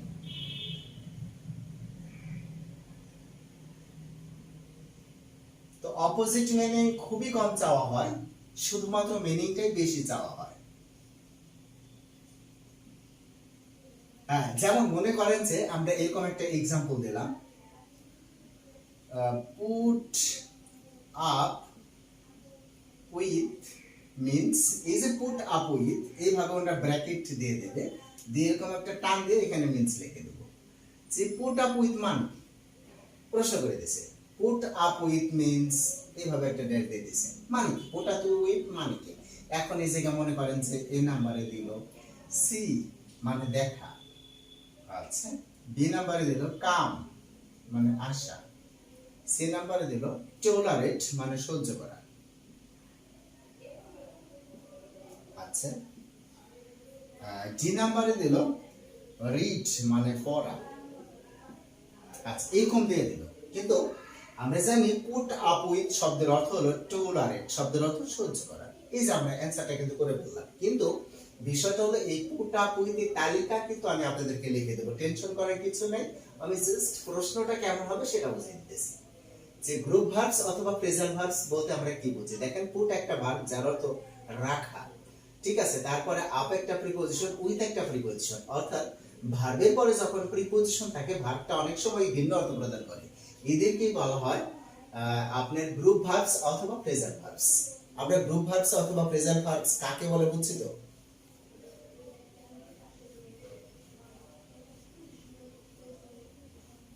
কি বলেন আপনারা বুঝছেন? আরে বুঝছেন গ্রুপ ভার্বস অথবা প্রেজেন্ট ভার্বসটা কি আসলে? জি স্যার। আচ্ছা ঠিক আছে, এখন আমাদের এখানে আরেকটা আছে 5 নাম্বার অপশন। তাহলে মনে করেন যে ভোকাবুলারি পার্টে যে আসলে কি কি প্রশ্ন থাকে সেই বিষয়গুলো শেষ হয়ে যায়। আচ্ছা আরেকটা আছে হলো ভোকাবুলারিতে phrases and idioms. Phrases and idioms. এখন phrases and idioms এগুলাও কিন্তু আপনার মিনিং চায় সাধারণত। হ্যাঁ ঠিক আছে, এখানেও কিন্তু আপনার মিনিং চাওয়া হয় সাধারণত। তো phrases and idioms গুলা কি আসলে? এগুলা বাংলায় আমরা বলি বাগধারা বা বাগবিধি। যেমন আকাশ কুসুম কল্পনা, তার মানে কি? অসম্ভব কল্পনা। আকাশ কুসুম কল্পনা মানে হলো অসম্ভব কল্পনা। ডুমুরের ফুল মানে অদৃশ্য বস্তু। এই যে আমরা বাগধারা বাগবিধি গুলো শিখি, এই ধরনের ইংরেজিতেও আমাদের কিছু বাগধারা বাগবিধি আছে, ঠিক আছে? সেই গেলে কি আমরা বলতেছি হলো, যেমন আপনি উদাহরণস্বরূপ যেমন ধরেন এরকম আসলো যে ব্ল্যাক এন্ড হোয়াইট।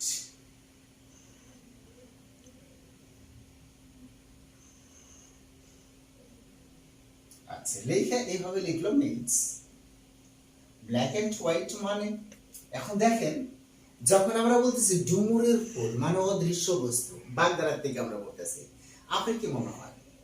হ্যাঁ এখানে ডুমুরের ফুল বলতে কি ডুমুরের ফুলকে বোঝাইতেছে? না, এই ডুমরার ফুল কিন্তু বোঝাইতেছে না, বোঝাইতেছে কিসের ফুল? অদৃশ্য বস্তু, মানে আপনি চোখে সাইকাবলা কিছুই দেখতেছেন না, এই কিন্তু বোঝাইতেছে। ঠিক এরকম ইংরেজিতেও যে বাগধারা বাগবিধি আছে, এখানে কিন্তু মূল অর্থের সাথে মিলবে না।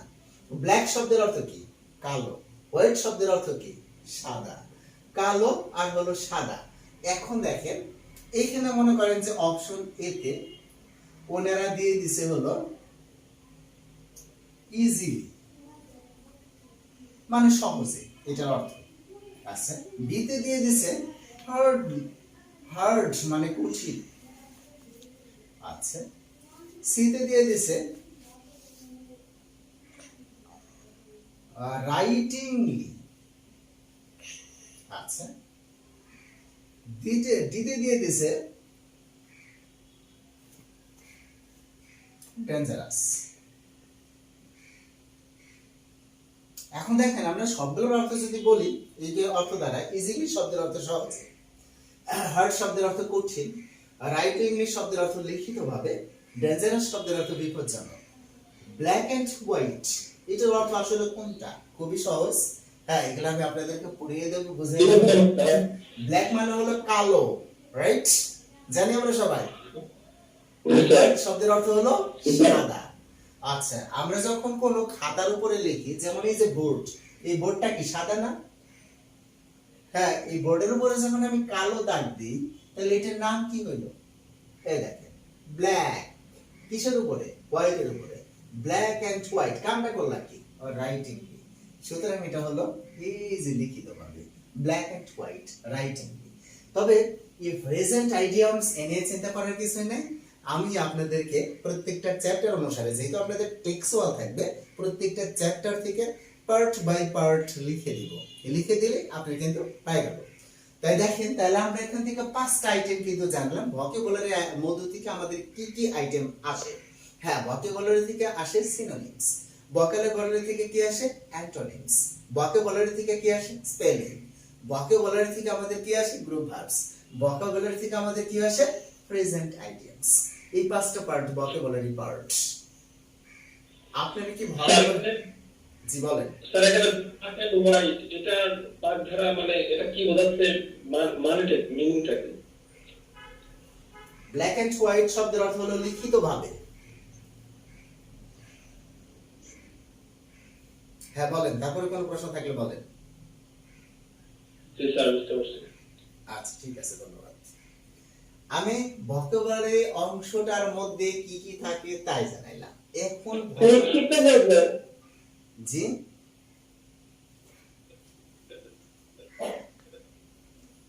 বুঝি নেই।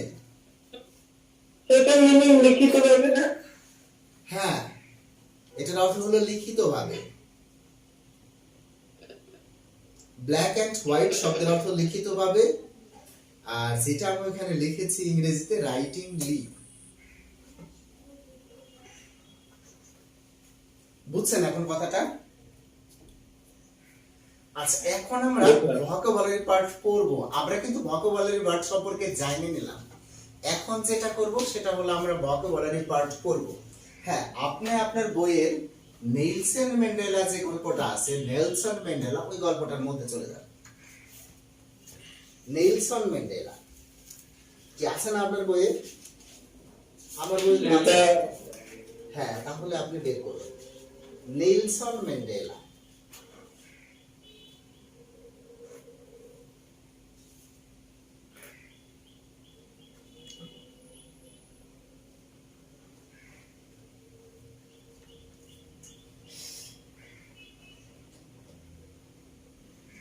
বের করতে পারছি আমরা Nelson Mandela. imprisoned for nearly আমরা প্রথমে নেলসন ম্যান্ডেলা এইটা বের করলাম আর কি, নেলসন ম্যান্ডেলা।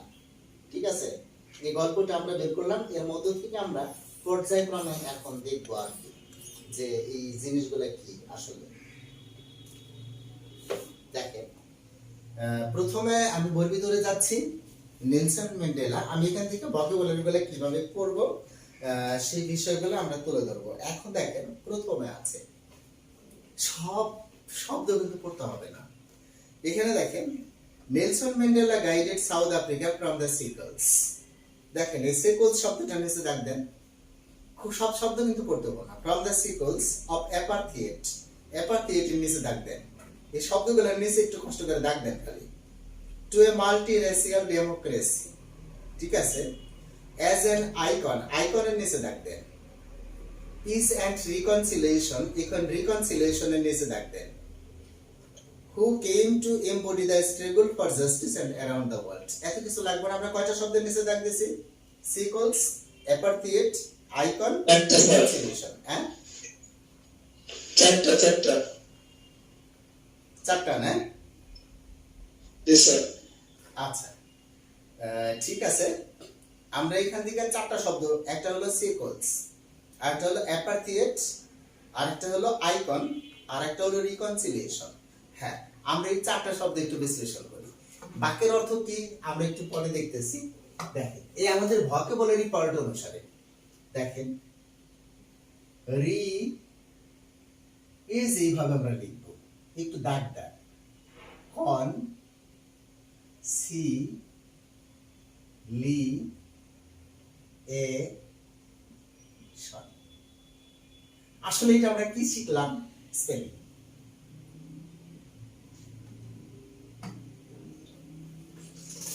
দেখেন, শব্দটা আমি কিভাবে লিখছি, রি কন সি লি এ শান। অর্থাৎ একদম ভাঙে ভেঙে লিখছি। ভেঙে ভেঙে লিখছি মানে কি, সিলেবল আকারে ভেঙে ভেঙে লিখছি। রি কন সি লি এ শন, রিকনসিলিয়েশন। এই শব্দটা কিন্তু স্পেলিং এর সবচেয়ে বেশি কমন, অন্য জায়গায় কিন্তু অত কমন না। আমি লিখে দিচ্ছি স্পেলিং। তবে হ্যাঁ, এই শব্দটার অর্থ কিন্তু আপনার জানা উচিত, যেটার অর্থ হলো পুনর্মিলন।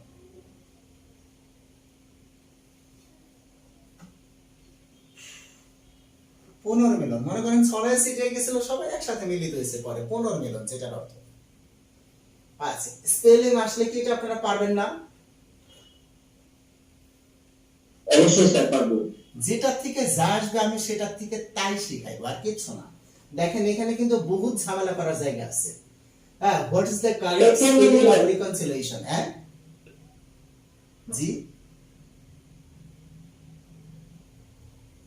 Reconciliation, reconciliation. এইভাবে আপনি শব্দটা পড়বেন। এবং এটা কিসের জন্য কমন? স্পেলিং এর জন্য কমন। আমি কিন্তু লিখে দিছি, ব্র্যাকেটে লিখে দিছি স্পেলিং। ঠিক আছে। আচ্ছা, এরপরে আমরা বাকি যে শব্দগুলো আছে সেই শব্দগুলোর মধ্যে যাইতেছি। আইকন, দেখেন এই শব্দটা লিখলাম আমরা আইকন। আচ্ছা, এখন আমরা প্রথমে জেনে নিই আইকন শব্দের অর্থ কি। ভাই, আইকন শব্দের অর্থ হলো প্রতীক। দেখেন, আইকন শব্দের অর্থ প্রতীক। আচ্ছা, প্রতীক মানে কি? যেমন মনে করেন যে আমাদের দেশের প্রতীক কি? আমাদের জাতীয় পতাকা। ঠিক আছে, এরকম প্রত্যেকের কিন্তু একটা প্রতীক থাকে। যেমন আপনার অনেকের অনেক কিছুই প্রতীক থাকে। অনেক দেশের আমরা বলি অমুক দেশের বা আমাদের দেশের বা ইংল্যান্ডের, আমেরিকার, জাপানের জাতীয় প্রতীক কি? ঠিক আছে, ভালোবাসার প্রতীক কি, নম্রতার প্রতীক কি, সভ্যতার প্রতীক কি, এরকম কিন্তু আমরা বলি প্রতীক। প্রতীক, ঠিক আছে, যেটাকে ইংরেজিতে এই প্রতীক ইংরেজি কিন্তু আরেকটা আছে, সিম্বল। SYMBOL, symbol. আর একটাও পড়তে হবে না, আপনি এটি কি পড়লেন? সিনোনিম।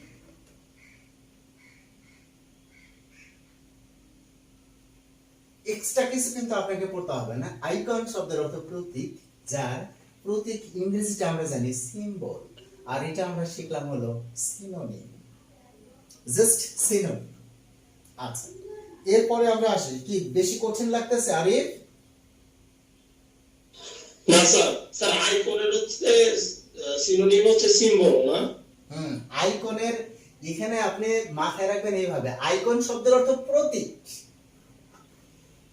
কিছুই না, কিন্তু আইকন শব্দের অর্থ কি? প্রতীক। দেখেন, আমরা এখানে বলি কি, যেমন ধরেন আপনি কাউকে ভালোবাসেন, তো সেই ক্ষেত্রে আপনি বলতে পারেন উনি কিন্তু আমার ভালোবাসার জীবন্ত প্রতীক। অথবা আপনি কাউকে আপনার শ্রেষ্ঠজন বা আপনি শ্রেষ্ঠ ব্যক্তিত্ব হিসেবে মানেন, তো আপনি কিন্তু বলতেই পারেন উনি আমার জীবনের প্রতীক, মানে ওনাকে আমি অনুসরণ করি। এটাই কিন্তু প্রতীক। প্রতীক মানে সর্বোচ্চ পর্যায়ে আপনি যাকে রাখেন তাকে কিন্তু আপনি প্রতীক হিসেবে চিহ্নিত করেন। সাপোজ মনে করেন বাচ্চাকালে ছেলে মেয়েরা যখন মায়ের সাজায় দেয়, তখন দেখবেন যে এই যে কপালের এই জায়গায় একটা চান আঁকায় দেয়, চান। ঠিক আছে, এটা কিসের প্রতীক? অর্থাৎ এইখানে কিন্তু মায়ের প্রতি সন্তানের ভালোবাসা, টানের প্রতীক। টানের প্রতীক কেমন? যে ওই ছেলেকে বা ওই মেয়েকে যাতে কেউ চোখ না লাগায়, তার মানে এটা কিন্তু একটা ভালোবাসার টান, ভালোবাসার টানের প্রতীক। অনুরূপ ভাবে আইকন শব্দের অর্থই প্রতীক। আর প্রতীক ইংরেজি কিন্তু আমরা জানি সিম্বল। অর্থাৎ একটা শব্দের যে আমরা অনেক সিনোনিম শিখি তা কিন্তু আসে না, আসে কিন্তু খুবই কম, রেয়ার। এই জিনিসটা কিন্তু আপনাকে বুঝতে হবে। ঠিক আছে, অর্থাৎ যেটার যেটা সেটা আমাদেরকে বুঝতে হবে। তাহলে আইকন শব্দের অর্থ প্রতীক, আর প্রতীক ইংরেজি হলো সিম্বল। দেখেন তো একেবারে মুখস্থ হয়ে যেতেছে না? জি স্যার। আর এইগুলা যদি আসার পরে কাটা যায়, তখন সেটা কি দুঃখজনক হবে না? হ্যাঁ, এইগুলা আসার পরে কাটা যাবে না। আপনি এইভাবে প্রশ্ন করবেন, what is the synonym of icon? নিচে চারটা অপশন লিখে দিবেন। হ্যাঁ, which one is the correct spelling? এইটাই লিখবেন, তিনটাই ভুল করবেন। যেমন এখানে আই ই দিলেন একবার, এই জায়গায় একবার ই দিলেন, এই জায়গায় একবার ই দিলেন, আর বাকি তিনবার ঠিক করে দিলেন, একবার ঠিক করে দিলেন। ঠিক আছে, আপনি কিন্তু এখান থেকে প্রশ্ন করতে পারতেছেন। আর যখনই নিজে প্রশ্ন করা শুরু করবেন, কেউ আপনাকে ঠেকাতে পারবে না। আচ্ছা, এরপরে আমরা পরের আরেকটা শব্দ আমরা শিখছি হলো অ্যাপার্টিয়েট। দেখেন, শব্দটা হলো প্রথমে অ্যাপার্ট। অ্যাপার্ট শব্দের অর্থ কিন্তু কোনো কিছু হতে আলাদা হওয়া, অ্যাপার্ট। তারপরে দেখেন হিট, ইট, তার মানে আমরা এই শব্দটা বলতেছি অ্যাপার্টিয়েট, অ্যাপার্টিয়েট, অ্যাপার্টিয়েট। ঠিক আছে, এখন এই অ্যাপার্টিয়েট মানে কি? দেখেন, এই অ্যাপার্ট আমি বলতেছি, পার্ট শব্দের অর্থ অংশ। অ্যাপার্ট মানে অংশ অংশে ভাগ হয়ে যাওয়া, আলাদা হয়ে যাওয়া, অংশে অংশে ভাগ হয়ে যাওয়া। আমরা সবাই জানি পার্ট অর্থ অংশ, না কি বলেন আপনারা? জানি না আমরা শব্দটা? পার্ট শব্দের অর্থ এটা তো আমরা সবাই জানি, না কি বলেন আপনারা? পার্ট। আচ্ছা, আর অ্যাপার্ট শব্দের অর্থ হলো, দেখেন এখানে যখন আমরা বলি, ধরেন আমি বললাম এখানে সোশ্যাল, সোশ্যাল শব্দের অর্থ কিন্তু সামাজিক। আমি যদি বলি অ্যাসোশাল, এটার অর্থ হয়ে যাবে অসামাজিক। ঠিক আছে, ঠিক এরকম ভাবে পার্ট শব্দের অর্থ অংশ, আর অ্যাপার্ট শব্দের অর্থ অংশ নয় এরকম না, অংশে অংশে ভাগ হয়ে যাওয়া, আলাদা আলাদা হয়ে যাওয়া, টুকরা টুকরা হয়ে যাওয়া। আচ্ছা, হি মানে সে, মানে সভ্যতাকে বোঝাইতেছে।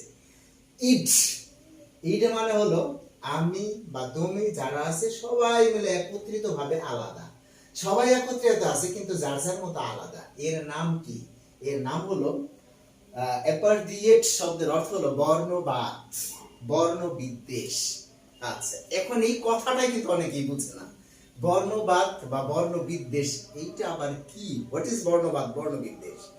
বর্ণ মানে হলো কাস্ট, কাস্ট মানে হলো সম্প্রদায়, সম্প্রদায় মানে হলো আমাদের দেশের ভিতরে যে মানুষগুলো আছে এর মধ্যে দেখেন হিন্দু, মুসলমান, বৌদ্ধ, খ্রিস্টান, এই যে ভিন্ন ভিন্ন সম্প্রদায় আছে, ভিন্ন ভিন্ন। আচ্ছা দেখেন, এখন আসেন হিন্দুদের মধ্যে আসেন। হ্যাঁ, এখানে যদি আমরা বলি কায়স্থ, আবার হিন্দুদের মধ্যে আমরা বলতেছি ব্রাহ্মণ, হিন্দুদের মধ্যে আমরা বলতেছি শূদ্রা, হিন্দুদের মধ্যে আমরা বলতেছি বৈশ্য। এই যে সাইড গুলো টান দিতেছি, তার মানে এখানে আলাদা আলাদা আলাদা আলাদা ভাগ হয়ে যেতেছে। এই যে আলাদা আলাদা যে ভাগ হয়ে যেতেছে এর নামই হলো এই যে এটাই কিন্তু বর্ণ। বর্ণ মানে হলো জাত, আর কিছুই না। কিন্তু বর্ণ মানে কিন্তু এখানে কালার বোঝায় না, বর্ণ মানে হলো আপনার জাতটা। ঠিক আছে, এখন বর্ণবাদ মানে হলো জাত নিয়ে যে বিবাদ, জাত নিয়ে যে বিবাদ, জাত নিয়ে যে ঝগড়া, সেটাই হলো বর্ণবাদ। আর এটা কি বলা হয়? বর্ণ বিদ্বেষ, অর্থাৎ জাত নিয়ে যে হিংসা হিংসি, এটার নামই কিন্তু বর্ণ বিদ্বেষ। এখন জাত নিয়ে যে হিংসা হিংসি মানে কি? দেখেন, একেবারে খুব সহজেই কিন্তু আপনি বুঝতে পারবেন এটা কিন্তু আসলে অ্যাপার্থিয়েট যে বর্ণবাদ আসলে কি? এটা বৈষম্য, একজন আর একজনের মধ্যে যে আমরা একটা বৈষম্য তৈরি করি, সেই বৈষম্যটাই কিন্তু আমাদের আসতেছে হলো বর্ণবাদ। ঠিক আছে, তো এখানে দেখেন অ্যাপার্থিয়েট, তাহলে অর্থটা আমাদের কি আসতেছে? বর্ণ বিদ্বেষ, বর্ণ বিদ্বেষ মানে এটার নাম হলো জাতিগত হিংসা। দেখেন এখানে বিষয়টা হয়েছে কি, এই জাতিগত হিংসা বা এই বর্ণ বিদ্বেষ এই শব্দটা কোত্থেকে আসলো, কেমনে আসলো? যদি আমরা এটা একটু বিস্তারিত ভাবে জানি তাহলে আরো ক্লিয়ার হয়। দেখেন, আমাদের সমাজের মধ্যে যখন আপনি ধরেন একটা ছেলে, আপনি যখন কোনো মেয়েকে বিয়ে করতে যাবেন, তখন আপনি কিন্তু প্রথমেই ওইরকম একটা বাছা শুরু করে দেন। কি বাছা শুরু করে দেন? যে কোন মেয়েটা সুন্দরী, কোন মেয়েটা পিট, কোন মেয়েটা দেখতে শুনতে ভালো, কোন মেয়েটার আচার আচরণ ভালো, এই সব কিছু কিন্তু আপনি খোঁজ নেওয়া শুরু করেন। বেশি অ্যাট্রাকশন যেটা, সেটা হলো আপনার ওই মেয়েটার চেহারা, অর্থাৎ সৌন্দর্য কতটুকু আছে, সুন্দর কতটা দেখতে সুন্দর, এই বিষয়টা কিন্তু আমরা সবচেয়ে বেশি দেখি। সাধারণত গুণটা আমরা পরে যাচাই করি, আগে আমরা দেখি। এই যে দেখেন, স্বাভাবিকভাবে আপনি এখানে কি করলেন? আপনি কিন্তু এখানে বর্ণ বিদ্বেষের জন্ম দিলেন, বৈষম্যের জন্ম দিলেন। একটা মেয়ে আছে, হয়তো সে যথেষ্ট গুণবতী, রূপবতী নয়, সে হয়তো অনেক পড়াশোনা করে নাই, অথচ তার মন মানসিকতা যে পড়াশোনা করছে তার থেকে অনেক ঊর্ধ্বে, কিন্তু আপনি তাকে চিনতে পারছেন না। এইখানে আপনি যে পরিচয়টা দিলেন, সেখানে আপনি তাকে পছন্দ করলেন না, বর্ণ বিদ্বেষের পরিচয় দিলেন। তো ঠিক এরকম ভাবে এটাকে যদি আমরা আর একটু ভাস্টলি, ব্যাপকভাবে চিন্তা করি, দেখেন আমাদের ইউরোপ যে কান্ট্রিজ গুলো আছে, যে ইউরোপ মহাদেশের মধ্যে যে কান্ট্রিজ গুলো আছে বা আমেরিকান মহাদেশের মধ্যে যে দেশগুলো আছে, এদের মধ্যে দুইটা রং কিন্তু আমরা সবচেয়ে বেশি খেয়াল করি। একটা হলো কুটকুটে কালা, আর একটা হলো ধবধবা সাদা। দেখবেন যেখানে দুই ধরনের মানুষ, একজন দেখা যাচ্ছে যেমন আপনার বারাক ওবামা কুটকুটে কালা আছিল, ঠিক আছে, আর ডোনাল্ড ট্রাম্প উনি কিন্তু আবার ধবধবা সাদা আছিল, এরকম কিন্তু বিষয়টা। এরকম কুটকুটে যে কালা যারা ছিল তাদেরকে বলা হতো ব্ল্যাক, মানে বাংলায় বলা হতো কৃষ্ণাঙ্গ। আর যারা এই ধবধবা সাদা ওনাদেরকে বলা হতো হোয়াইট, বাংলায় বলা হলো শ্বেতাঙ্গ, মানে সাদা, ধবধবা সাদা। ওনারাই কিন্তু এই ঝামেলাটা সৃষ্টি করছে। কিসের জন্য? যে ওনাদের ওইখানে যেটা হয়েছে, যে যারা কালা, মিসমিসে কালা, দিনে দুপুরে দেখা যায় না, ঠিক আছে, এদেরকে নিয়ে ওনারা খুব টিটকারি করতো। এদেরকে কোনো বড় জায়গায় চাকরি দিত না, এদেরকে কোনো ভালো জায়গায় বসতে দিত না, ঠিক আছে। এই যে যে একটা বৈষম্য তৈরি হয়েছে, ঠিক আছে, এই বৈষম্য শব্দটা থেকেই কিন্তু চলে আসে আপনার অ্যাপার্থিয়েট, এই শব্দটা কিন্তু চলে আসে। বৈষম্য একটা পার্থক্য তৈরি হয়েছে, ঠিক আছে, এই যে বৈষম্যটা এখান থেকেই চলে আসছে। যেমন আপনি ধরেন সাউথ আফ্রিকার প্রথম কৃষ্ণাঙ্গ প্রেসিডেন্ট কিন্তু নেলসন ম্যান্ডেলা। এখন নেলসন ম্যান্ডেলা কিন্তু কুটকুটে কালা আছে। আমেরিকার কৃষ্ণাঙ্গ প্রেসিডেন্ট বারাক ওবামা, উনি কিন্তু কুটকুটে কালা আছিল। তার মানে কৃষ্ণাঙ্গরা এক সময় তাদের অধিকার কিন্তু আদায় করে নিচ্ছে, এটি কিন্তু প্রমাণ হইতেছে। তো এই যে যে বর্ণ বিদ্বেষ, বর্ণ যে বাদ, এই জিনিসটাই কিন্তু আসলে আমাদের কি আসতেছে দেখেন, এইখানে আমরা বলতেছি বর্ণ বিদ্বেষ মানে পার্থক্য। কিসের পার্থক্য? বর্ণে বর্ণে পার্থক্য। সেটাকে আমরা বলতে পারি হ্যাঁ যে এই যে দেখেন রেসিয়াল, রেসিয়াল শব্দের অর্থ হলো বর্ণাক, বর্ণিক মানে বর্ণ। যেখানে রেসিয়াল, রেস মানে কিন্তু বর্ণ বা জাত, প্রথা, কাস্ট, এটা বোঝাইতেছে। আর রেসিয়াল ডিসক্রিমিনেশন,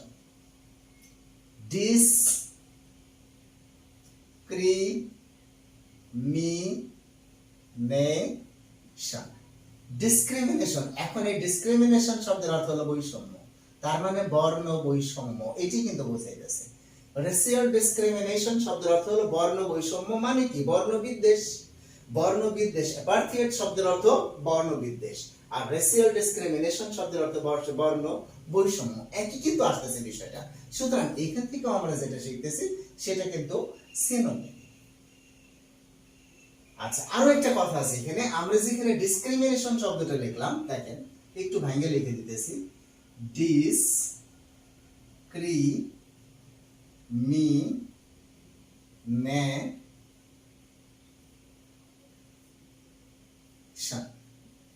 ডিসক্রিমিনেশন শব্দের অর্থ হলো বৈষম্য। হ্যাঁ, কারণ এটা স্পেলিং এও ইম্পর্টেন্ট, স্পেলিং। দেখেন তাহলে আমরা ডিসক্রিমিনেশন শব্দের অর্থ হলো বৈষম্য, যেটা স্পেলিং এও কিন্তু আমাদের খুব ইম্পর্টেন্ট। তা আমরা এখানে দেখেন অলরেডি কয়েকটা শব্দ কিন্তু সিডিসি কে বলাই দিছি।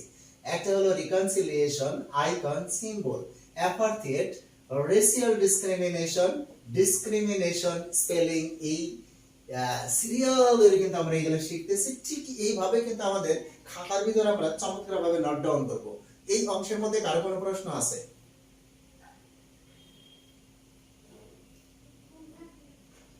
স্যার জি বলেন। এই যে অ্যাপার্থিয়েট, এটার পরে এটা হচ্ছে সিনোনিম হচ্ছে কি লেখেন স্যার? এটা রেসিয়াল ডিসক্রিমিনেশন।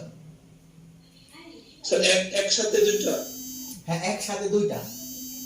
এখানে শুধু ডিসক্রিমিনেশনও থাকতে পারে, আবার এই রেসিয়ালটাও থাকতে পারে, রেসিজম পাবে, দুইটার একটাও থাকতে পারে, দুইটা একসাথেও থাকতে পারে।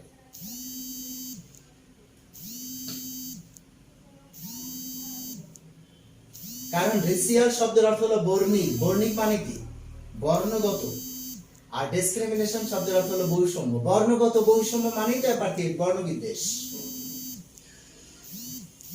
আর এই কথাটা কি বুঝছি? জি স্যার। নাকি কষ্ট হয়ে যেতেছে? একটু স্যার। তাহলে থাকি পর্যন্ত, কষ্ট হইলে। না, আমার হচ্ছে নেটের প্রবলেমের কারণে আমি এই উপরকার লাইনটা আসলে মিস্টেক করে ফেলেছি স্যার।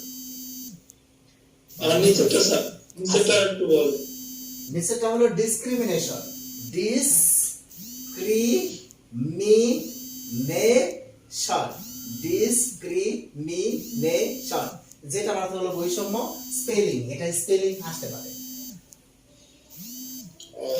ঠিক আছে স্যার। দেখেন এই যে আমরা যে শব্দ বিশ্লেষণ করতেছি না ভাই, এভাবে যদি আমরা বিশ্লেষণধর্মী শব্দ শিখি, আর আমাদের সিনোনিম, অ্যান্টোনিম, স্পেলিং কিছুই কাটা যাবে না রে ভাই। কেমনে কাটা যাবে? কিন্তু আমি যেভাবে দিতেছি এইভাবে আপনারা খুব সুন্দর করে প্রশ্ন তৈরি করবেন। আর কি আছে? সেকল, একটা শব্দ দেখছেন না, সেকল। সেকল শব্দের অর্থ হলো, আমরা জানতেছি হলো বাধা, তাই না? সেকল পাইছেন সেকল শব্দটা? জি স্যার পাইছি।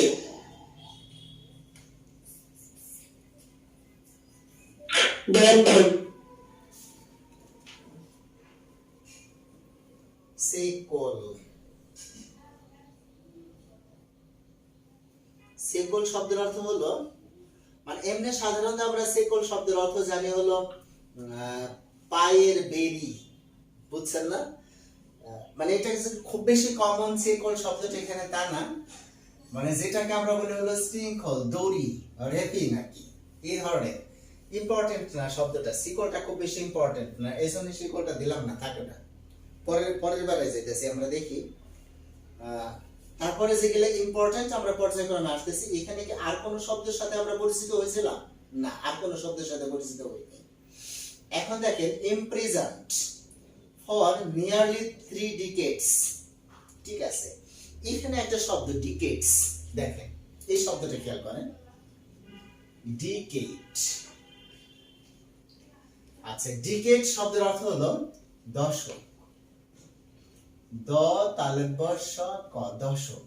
দশক মানে কি? এখানে ডিকেড মানে হলো এভরি 10 ইয়ার্স।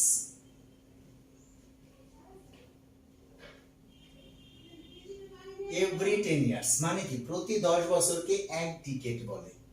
এভরি 10 ইয়ার্স, প্রতি 10 বছরকে এক ডিকেড বলে। তাহলে 3 ডিকেডস মানে কত? 30 ইয়ার্স। ঠিক আছে, এটাও কিন্তু সিনোনিমস। এই ধরনের প্রশ্ন সিনোনিমে এসে থাকে। ডিকেড শব্দের অর্থ হলো দশক। এমনি তো বুঝে দিতেছে ডিকেড, ডিকেড। হ্যাঁ, আমরা যদি এখানে এইভাবে বলি, দ ডিতে হলো দ, ঠিক আছে, আর এই সিতে হলো ক, মাঝখানে একটা আলাদা করে লিখলাম দশক, এই তো এগুলো ডিকেড মানে দশক, বাস হয়ে গেল। আর ডিকেড মানে হলো এভরি 10 ইয়ার্স, প্রতি 10 বছরকে এক ডিকেড বলা হয়। অর্থাৎ আপনার এখানে প্রশ্ন আসবে ডিকেড মিন্স এভরি 10 ইয়ার্স। আচ্ছা, 2 decade means 20 years, 3 decade means 30 years, 5 decade means 50 years. ব্র্যাকেটের লাস্টে কি লিখেছেন? Every 10 years. এভরি 10 ইয়ার্স, প্রতি 10 বছর, এভরি 10 ইয়ার্স। আমরা কি বুঝতে পারছি? দেখেন, কারো কোনো প্রবলেম থাকলে বিষয়টা ক্লিয়ার হয়ে নেবেন। এটা কিন্তু কোশ্চেন আইসা পড়ে, এগুলো আসবেই। ডিকেড শব্দের অর্থ হলো দশক। দ তালব্য শ ক, দশক। দশক মানে হলো 10 বছর। এক ডিকেড সমান সমান 10 বছর, আর কিছুই না। এক দশক আপনি এইভাবে লিখতে পারেন, এক দশক সমান সমান হলো 10 বছর। তার মানে কি? ডিকেড সমান সমান কি? এক দশক মানে 1 ডিকেড সমান সমান কি? 10 ইয়ার্স। এটা তো বোঝাইতেছে। তাহলে প্রতিটা ডিকেড মানে কি? এভরি 10 ইয়ার্স, প্রতিটা 10 বছর, এই তো বোঝাইতেছে, আর তো কিছু না। এটা বুঝছেন না কথাটা?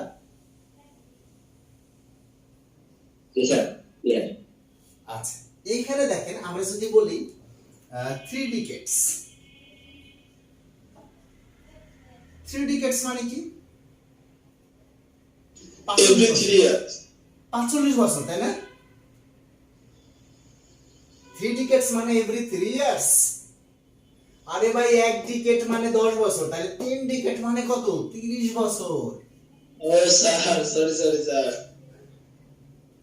এক ডিকেড মানে হলো 10 বছর, তাহলে 3 ডিকেড মানে 30 বছর।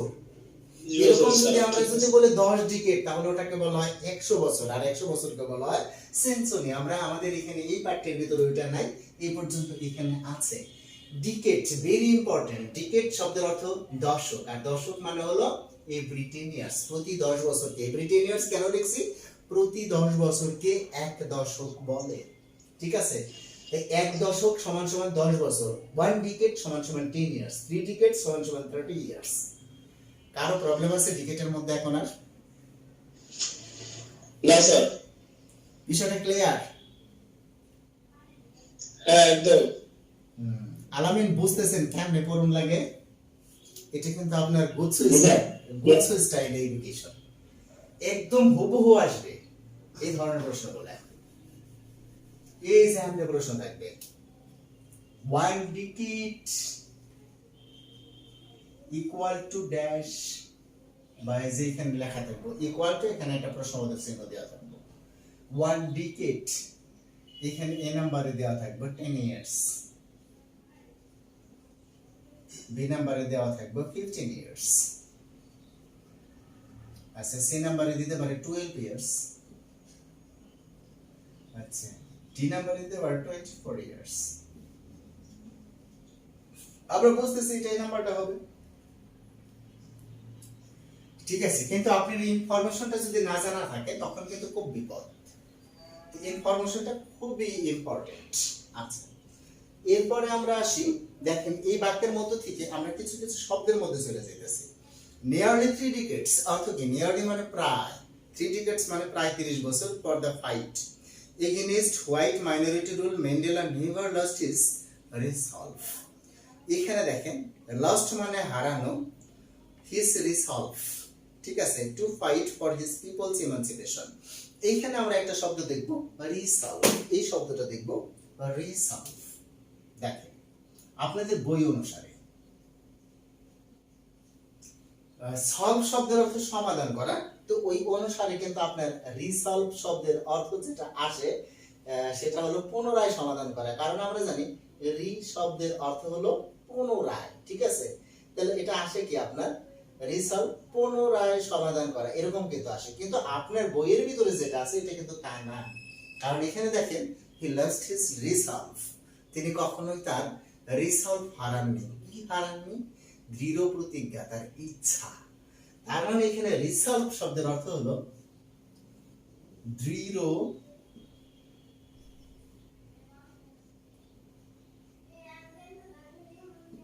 প্রতিজ্ঞা।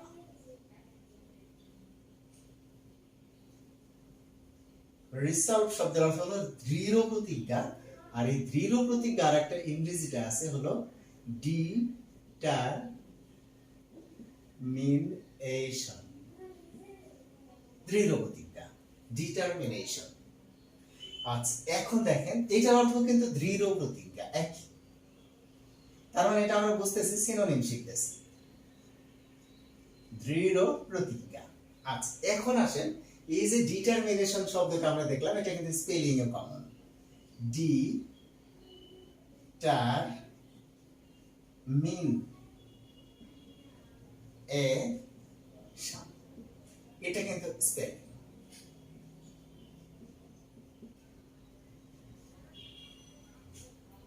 রিসলভ শব্দের অর্থ দৃঢ় প্রতিজ্ঞা, যেটার আরেকটা ইংরেজি আছে সেটা হলো ডিটারমিনেশন, দৃঢ় প্রতিজ্ঞা।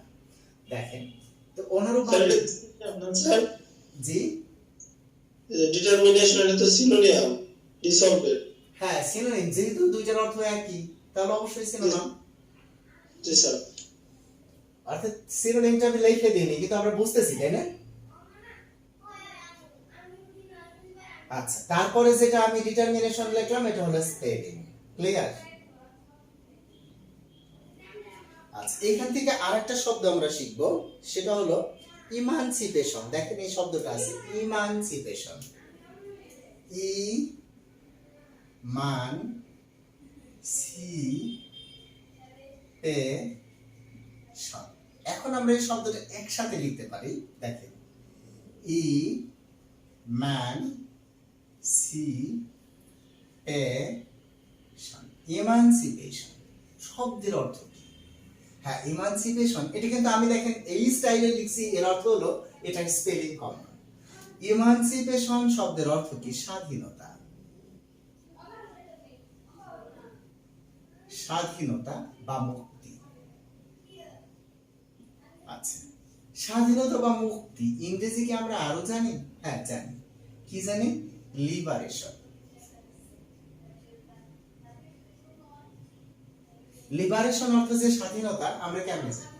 হ্যাঁ জানি এইভাবে যে লিবারেশন ওয়ার, আমাদের বলা হয় লিবারেশন ওয়ার, স্বাধীনতার যুদ্ধ।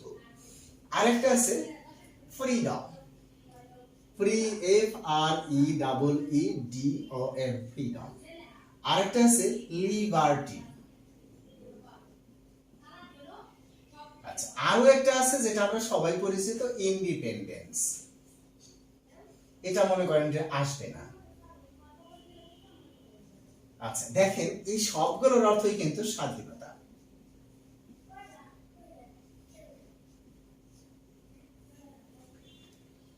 দেখেন লিবারেশন শব্দের অর্থ স্বাধীনতা, ফ্রিডম শব্দের অর্থ স্বাধীনতা। যেমন আমরা বলি ফ্রিডম ফাইটার অর্থাৎ কি, মুক্তিযোদ্ধা। ঠিক আছে, লিবার্টি শব্দের অর্থ স্বাধীনতা, ইন্ডিপেন্ডেন্স শব্দের অর্থ স্বাধীনতা। এখন এই যে ইন্ডিপেন্ডেন্স শব্দটা আছে না, এই শব্দটা আবার একটু ঝামেলা করে। দেখেন ইন ডি পেন ডেন্স, দেখেন এই বানানের মধ্যে ঝামেলাটা কোন জায়গায় জানেন? ইন ডি পেন সব ঠিক আছে, এই ডেন্সে যাই ঝামেলা করি। কেমনে? D A N C E না D E N C E, এরকম কিন্তু অনেক সময় আমাদের ঝামেলা হয়ে যায়। এজন্য আমরা যদি একটু ভালো করে মুখস্থ করি যে এটার মধ্যে কোনো এ নাই, ইন্ডিপেন্ডেন্স বানানোর মধ্যে কোনো এ নাই, আজ এটা চিন্তা করতে কোনো লাভ নাই। ঠিক আছে, ইন্ডিপেন্ডেন্স এই বানানটার মধ্যে কোনো এ নাই, তার মানে independence, independence শব্দের অর্থ স্বাধীনতা।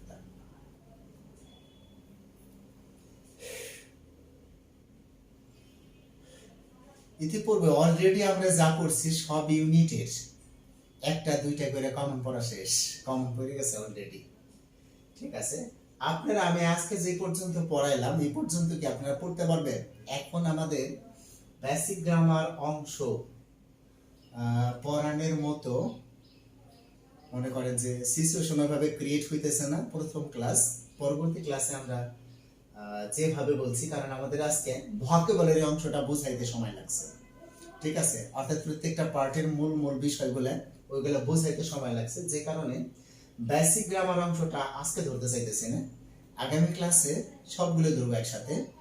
Information, vocabulary plus basic grammar, information, vocabulary plus basic grammar সব দিনই। হ্যাঁ বলেন। আচ্ছা, আজকে তো আপনি এই মূল বইটা পড়ালেন, তো হচ্ছে এর আগে আপনি হচ্ছে যে ইংলিশ সিলেবাস দিয়েছিলেন আর কি গুচ্ছর জন্য, তো এইগুলা কিভাবে পড়াবেন?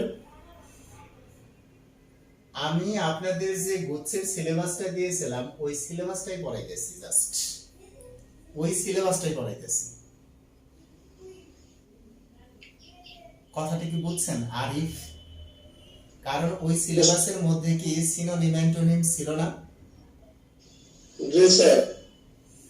ওই সিলেবাসই পড়াইতেছি, তবে এর মধ্যে আমাদের আজকে যে বেসিক গ্রামার অংশটা ধরার কথা ছিল ভাই, আমি ওই অংশটাই আজকে যাই সারতে পারতেছি না। একটাই কারণ, সেটা হলো আপনাদের ভোকাবুলারি অংশটা আগে বিশ্লেষণ করতে হয়েছে, বুঝছেন? একসাথে এতখানি ক্লাস নিলে এবং আপনাদেরকে দিলে হজম করা প্রবলেম হয়ে যেতে পারে। ঠিক আছে, যে কারণে আজ যে পর্যন্ত করছি এই পর্যন্ত সম্পূর্ণভাবে আয়ত্ত করেন। ঠিক আছে, পরবর্তী যখন ইংরেজি ক্লাস আসবে এর আগ পর্যন্ত যেন আপনার এই পুরো অংশটা আয়ত্তের মধ্যে থাকে, তাহলেই আপনি ভালো করবেন। স্যার তাহলে আপাতত স্যার আপনি যেগুলো আমাদের দিলেন, আমরা যেগুলো খাতাতে তুললাম জাস্ট এগুলাই পড়বো, নাকি আবার যে নেলসন ম্যান্ডেলা যেটা দিলেন এটা আবার ওটা পড়বো, কিভাবে পড়বো? আরিফ ভাই, আমি আপনার কথা মাঝে মাঝে কিন্তু বুঝি না কিভাবে পড়বেন, মানে আপনি প্যাসেজ পড়তে বলিনি, আমি যে শব্দগুলো উঠাই দিলাম আমি আজকে জাস্ট যা লিখলাম বোর্ডে আপনি তাই পড়বেন, আর কিচ্ছু না। ওকে স্যার, ওকে। এখন বুঝছেন না বিষয়টা? জি স্যার। গুচ্ছ ইংলিশ সিলেবাস ক্যাম্পাইনে, জি গুচ্ছ ইংলিশ সিলেবাস ক্যাম্পাইনে। আচ্ছা ঠিক আছে, ইংলিশ সিলেবাসটা আমি দিয়ে দেবানি, আপনি গ্রুপে দিয়ে দেবেন, আপনি দেখে নিন। হ্যাঁ, বুঝছেন ইংলিশ সিলেবাসটা? তো আমি যা পড়া দিলাম এগুলো কিন্তু সম্পূর্ণভাবে আয়ত্ত রাখবেন, কারণ আজকে হলো রবিবার, আগামী রবিবারে ইংরেজি ক্লাস হবে। সুতরাং এই সময়ের মধ্যে আমি আজকে যা পড়া দিলাম তা কিন্তু আপনাদের আয়ত্ত করা সম্ভব। সম্ভব কিনা? জি স্যার। আর এইভাবে যদি আপনি আয়ত্ত করতে পারেন তাহলে অবশ্যই আপনি ভালো করবেন, কোনো প্রবলেম নেই। ইংরেজি একদম ধারাবাহিকভাবে আমরা গোছালো ভাবে শুরু করছি। তো আমি শেষ করতে চাইতেছি আজকে, কি বলেন?